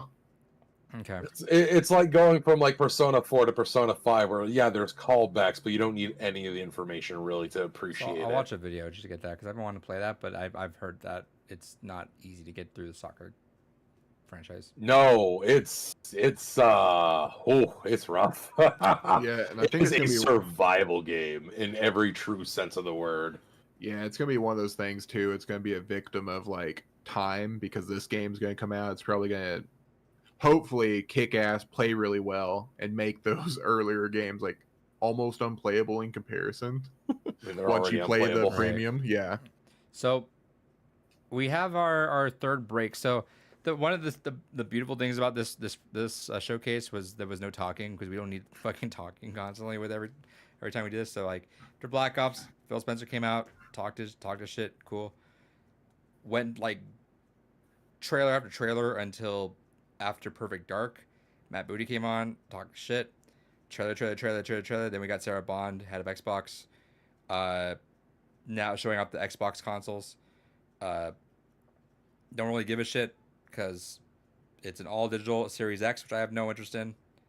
1 terabyte Series S. I think. I don't know. Polygon messed up their stuff because they say they're all Series X's. Yeah. Yeah, we got like the big thing was the 2 terabyte Series X. Which is $600, which I don't give a shit about. Yeah. So cool, and I was expecting that like circle fucking console that we saw last year.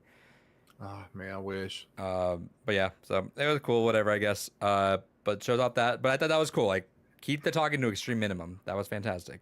Let's keep it at that for the rest of forever. And then my personal highlight, because boys, I intend to 100% go through this franchise again. I was holding off on. I mean, I will talk about this. We got Gears of War. Gears of War is back. It's Gears of War. It's not Gears. It's not Gears 6. It's Gears of War E-Day, which is great. I think that is the best move the Coalition could have done. I know we talked about this a few times already. Prequel things, yeah, I get that, but it kind of put in my head, and I think they actually confirmed this, that a lot of stuff they're gonna put in this is gonna have big ramifications for Gear 6. They've confirmed that we're going back to Gear 6, like it's gonna happen. But this is like it's not like a Gears of War Judgment situation too. Like this is a mainline Gears of War game, which is gonna be like its own huge spectacle and all that. But it's gonna have big ramifications for what happens in Gears of War 6. Kind of has ramifications for like 1 too, essentially, right? Because this should lead us into Marcus going to prison. Right. That's Spoiler it's probably alert. what it's gonna end with. Right. But man, what a fucking trailer, dude. Oh, that I- was wild. I- I don't have so the good. full context, but Bro, even I realized like how important it was feeling. Because knowing that is the earliest point in the timeline, essentially. I really I'm getting goosebumps just talking about it again. dude. I watched that again. I was very close to tear, like it was like on the edge of teary, because if you know, you know. Yeah. And all right, anyway, so we open up and it's just a Locust and Marcus, young Marcus, going at it, but it's hard to say they're going at it. It's really one Locust kicking Marcus's ass for Yeah, a solid minute straight. he's trying. He's trying, but there was talk about this. Oh, let me go back. Then Marcus with the old Lancer, not the retro Lancer, no chainsaws yet, which I'm sure we're gonna see the spawn of that. That'd be cool. The evolution into it. Yeah, I'm sure we're gonna see that. He gets a shot off, head decapitation, classic Gears of War. Emergence hole pops down. Marcus holds on to a pipe. It looks like he's gonna be down. Hand grabs him. Who is it? Big boy Dom. Dom. Santiago. And like, grown men have cried. Grown men. Around me And then are Mad World, they knew what they were doing, dude. faces. Oh yeah. Dude, Like that's a familiar face. Oh no. I mean, if I feel like we can say this Gears 3's been out yeah. a Oh, long like I time. know what happened. So, I know. yeah. Let me say it just because I know it feels a little weird, right? Because like if you don't know, I guess you don't know. But like, dude, I'm was gonna say we should go through the campaign. I genuinely want to. I would love for us to do that, meet up in 3, and just power through the rest of that together. Because Gears of War 1 and 2 are only online 2-player co-ops. Oh lame. Yeah, so we'll have to go through that solo. But David, if we can manage to convince you, because the games aren't that long, right? Like, No, and I've been wanting to go back through Gears at some point. We Anyways, gotta go back. honestly. Lost. Because I've played through 1 and 2, but I haven't touched the rest really. Let's see. No, I lied. I mean, I finished Gears of War 5 with you, so Yeah, what a I've been fucking for the weird last 2 trajectory. missions. Yeah, it's Gears of War 1's 9 hours, Gears of War 2's 10 hours, Gears of War 3's 9.5. And those are the ones I would like for us to get through. I would love to get through 4. I'm down to go through 5 again because I want to get through Hype Busters. I really want to play Hype Busters. I haven't played 5, so Oh, then there you It go. was a glitchy, horrible mess. But I'll share some details about that in a second. But yeah, dude, I No, was it's like like, they're only like 9-10 hours each.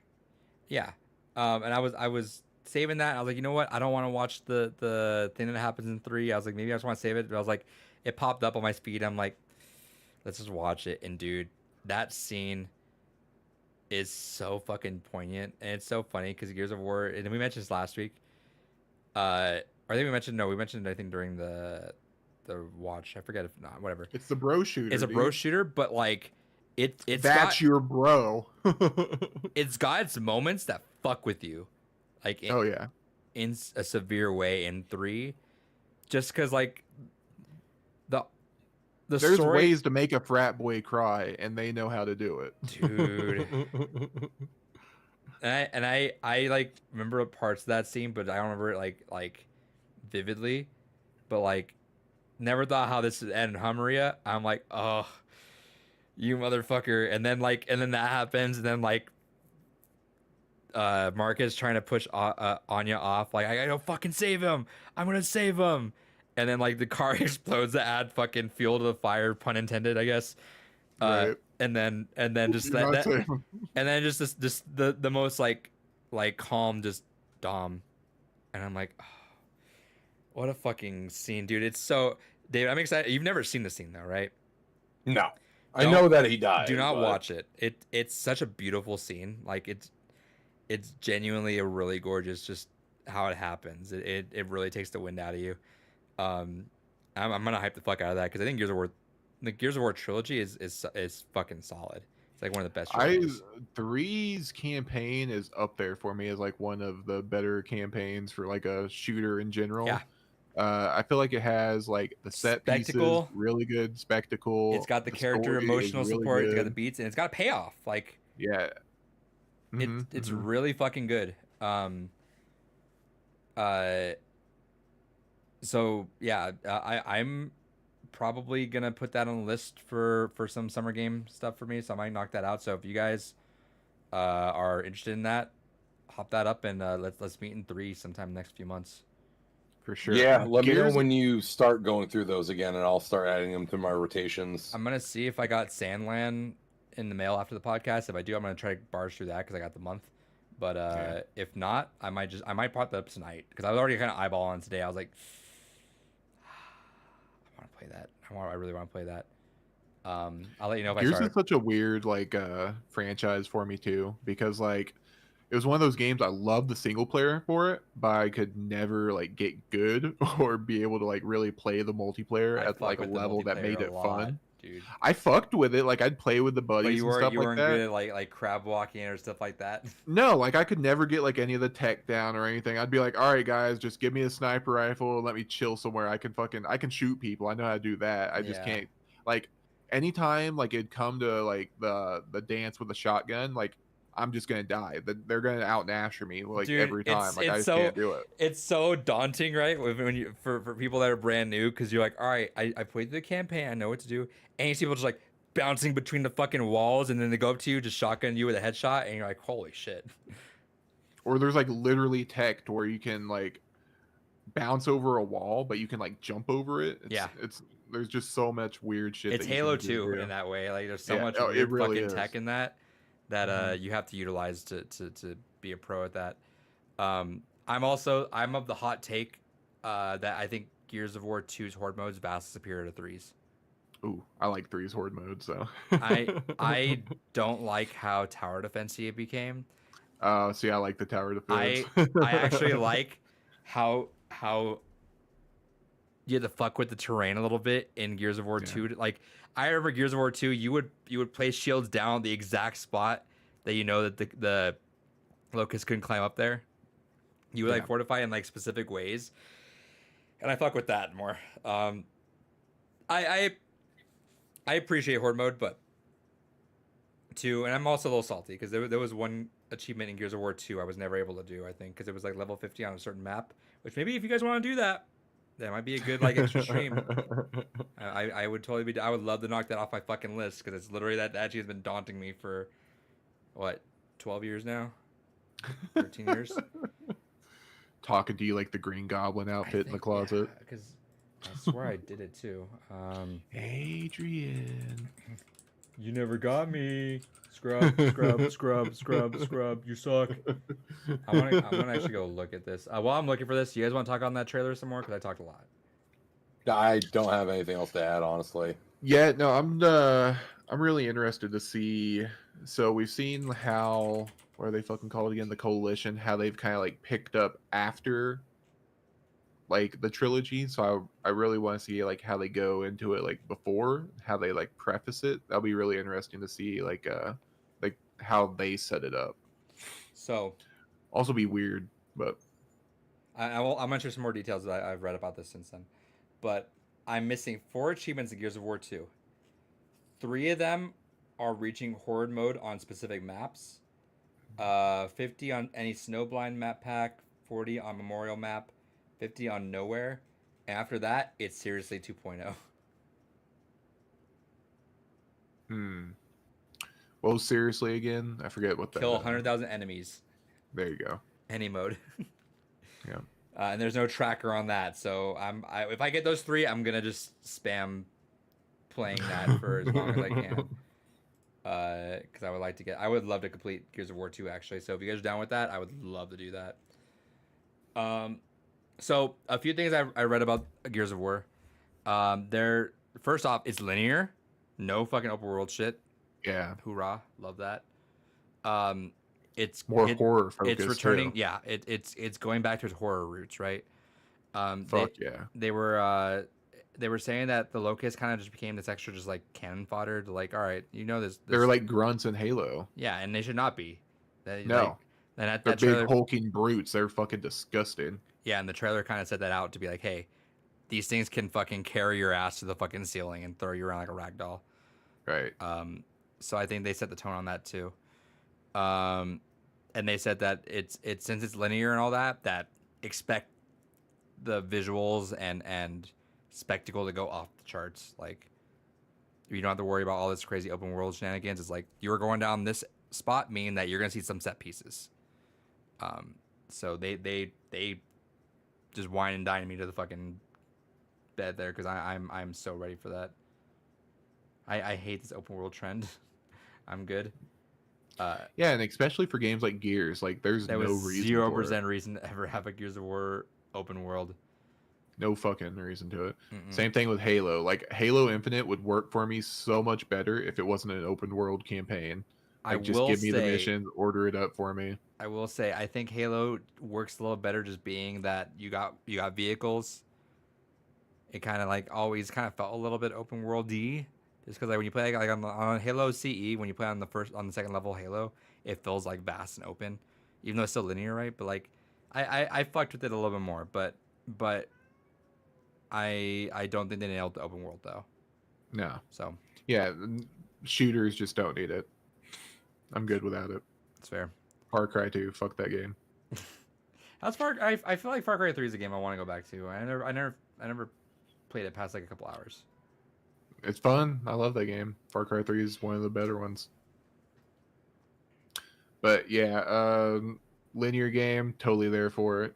Take us back to the horror tone. Fuck yeah. Yes, sir. And that's it. There was a Devolver, but I'm gonna watch Devolver sometime before next week. Yeah, I haven't watched that one yet. But that's about it. Was there any other touch base on for you guys or? Oh, we never actually talked about the rest of my thoughts on the Street Fighter edition. Oh yeah. We just talked about what we thought right, out of right, yeah. that, and then we got Okay. sidetracked. So real quick, last thoughts on that. Elena, happy to see more fucking Street Fighter 3 roster. Still wild that we don't have my boy Dudley. Still wild that we don't have Sean. But at least happy to see Elena, and her new updated design is fucking fantastic. I'm fucking tired of Bison being back. Motherfucker should have stayed dead. We don't need Bison. I'm tired of Capcom continuing to fucking hold on to dear life for Street Fighter 2. I get it. It's their legacy. It was what created the fighting game genre proper as we know it. But fucking hell, I am tired of Bison. I was really surprised to see that, honestly. I thought that this was the time. They're like, all right, they're going to keep him dead. We're moving past that. Maybe they'll bring someone else back. But no. Do you think Especially considering that. Okay. No, I'm gonna totally just derail. Go for your thing. Especially because of the fact that like we didn't even get much with G. Like he kind of comes in at the end of the story mode and like, yeah, he's running a tournament and is into some shady shit, but otherwise, I mean, he seems like a fine, upstanding gentleman. So like, we didn't even get really anything developed for him, and he's technically the big bad of the game. So They team up why? together or something? Well, he's using psycho power, so obviously he's probably involved in bringing Bison back. Do you think total side tangent? You think Heihachi comes back DLC? Nope. I think they're setting Lars up for the new Heihachi role. Yeah, yeah. As that 'Cause cutscene was that sick. That was one of those moments that got me fucking hyped, dog. Yes, sir. Him just beating the shit out of Kazuya so- without his devil form Yeah, anymore. David. Let me get Yo. you to want to play Tekken story mode really quick. there's a part I where mean, I already want to play it. let me get more. Hold on. No, he gives Kazuya PTSD. Dude, so, he thinks his dad's there- back there- from the dead to beat his ass again. So True Devil Jin's out, right? Or True Devil Kazuya's out, right? He's fucking everything up. Okay. Jin's out there doing something, trying to fix his shit, and He's everyone's going on like a spirit adventure while everyone else is getting their fucking shit pushed yeah. in by Kazuya. He's like, hey, can you guys buy me time? I gotta go on a journey and find yeah, I myself gotta go in the my own inner will. yeah. Is this the astral I plane? need to go atone for that genocide I did. So give me a He second. still is. Yeah, he's so he has to go do that while everyone's like, all right, we got you covered. Gets fucked. Everyone just gets fucked. And then all right, Lars steps in. All right, last line. He's like the last line of defense. I'm like the last one. I got you covered because Jin's is right over there, and he's over here. He's like, all right, I got you covered. He gets his ass kicked a lot, and then he's like, all right, cool, I beat you, and he's walking towards Jin, and then you see Lars move, get him back up, and he lets out a yell. Kazuya looks back, and the way Lars is looking, it flashes back to Tekken 7 how Heihachi looked exactly like shit. like they flashed him. They had the It exact shows his silhouette. yeah, it's a silhouette. Like it looks like that. And Kazuya just keeps looking at him and he just keeps flashing back and forth between Lars and Heihachi. And Kazuya is like not feeling good at that point. He's like, what the fuck? It And was he does kind fucking of catch a sick. fade from him too. It's fucking sick. Oh my, yeah. And they fight and Lars keeps up with him for a little bit. He's like, what the fuck? Yeah, because that was the big thing with Tekken 6 is it really felt like they were trying to prop up Lars as like, okay, we kind of fucked up a little bit with Jin, making him a literal genocidal maniac. What do we do to fix this? And like, well, here's another. Here's Uncle Lars. Yeah, He's here's still Uncle listening. Lars. Uncle Lars and Uncle Lee here. Did you hear what happens at the end? Of 8? Yeah. No, I haven't heard anything about the story. Do you want to know or do you want to go experience that? I don't give a fuck. You know me. I don't care about spoilers. All right. No, if anyone out there that wants was avoiding spoiler Tekken 8, please don't listen to this next part.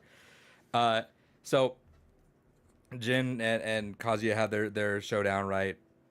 They beat the devil gene out of each other. Yeah. Hell yeah. Yeah, literally. Well, Angel versus Devil. Yeah. And so. Oh yeah, we get Angel Jin. Mm-hmm. Yeah. Ooh, interesting. Okay. Angel Jin. They fight. They could beat the devil out of each other. So it's just raw father versus son fisticuffs. And Jin gets the fucking holy shit beaten out of him. Like. Yeah, that trailer that we got for the Yep. initial trailer, that's literally the very end of the game. And every Hell yeah. and every Namco, Bandai Namco, wherever you see them in the ring, just like punch each other. Yeah, That's- that's the that's end it. of the game. That's the end. Yeah, which was sick. Yeah, it's the exact. It's Rocky moment. Yeah. And so yeah, no, like Kazuya beats the fuck out of Jin constantly, but like Jin just keeps getting back up to the point where he's like, "How the fuck are you not dead?" Like seriously.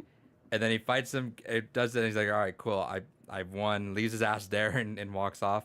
And then as he walks off, you see Jun's foot just step up there right next to Kazuya on the ground, and that's it. Cut on that.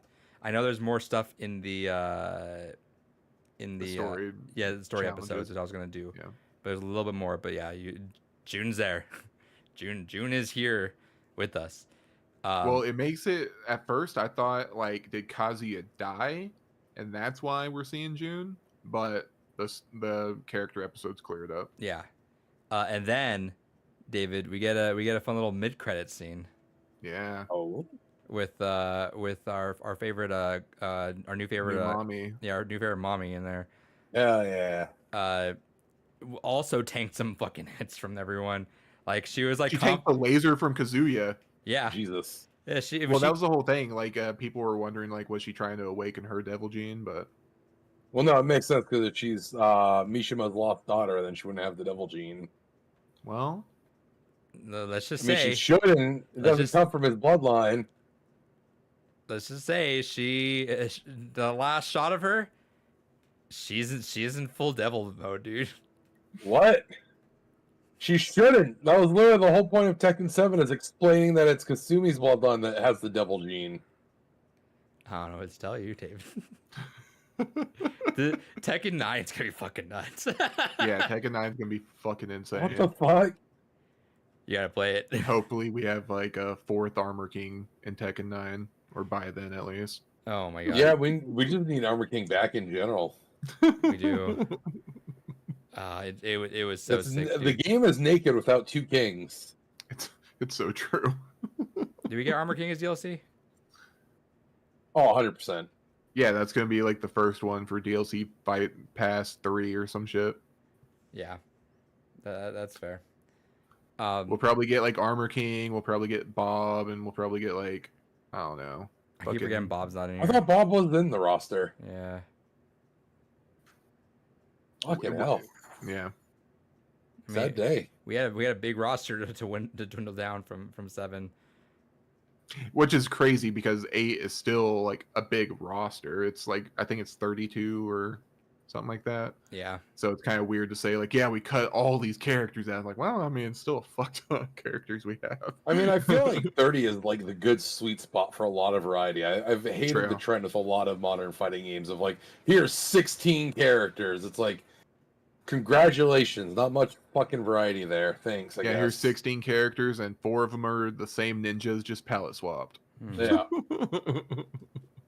But yeah, the ending of Tekken 8 just goes balls to the wall. Like, I don't know what the fuck's happening. Yeah, that It's last fight with Jin and Kazuya goes on. It ends like 5 times. You keep thinking it's well. That's why Kazuya's fucking confused because he's like, holy! Like after the 4th time, he's like, how the fuck are you still? How? Yeah, come crashing back to the earth. Yeah. Times we got to teach you this lesson, old man. No, young son. How many Son. times? Yeah. Young son. How many times do I have to beat your ass, kid? Yeah. It's so funny because like Jin's just like, fight, and he's just going Family. back in. Yeah, my friends. Yeah. That's what it was. There's We a had power of God and anime on my side. They had Yeah. that moment, David. Like they had the whole like, I gotta do this for everyone. Then there's the whole flashback to every like, look at all these friends I made. I got this. It's like Xiao Yu smiling at him or something. Yeah. It's so good, dude. Tekken's story is always so obscenely fucking wild, and I love it. All right, is that it? think that's it. Yeah. That's all I can think of. I do want to give another shout out. Go do that TF2 petition. Fuck Valve for not fixing that. Mhm.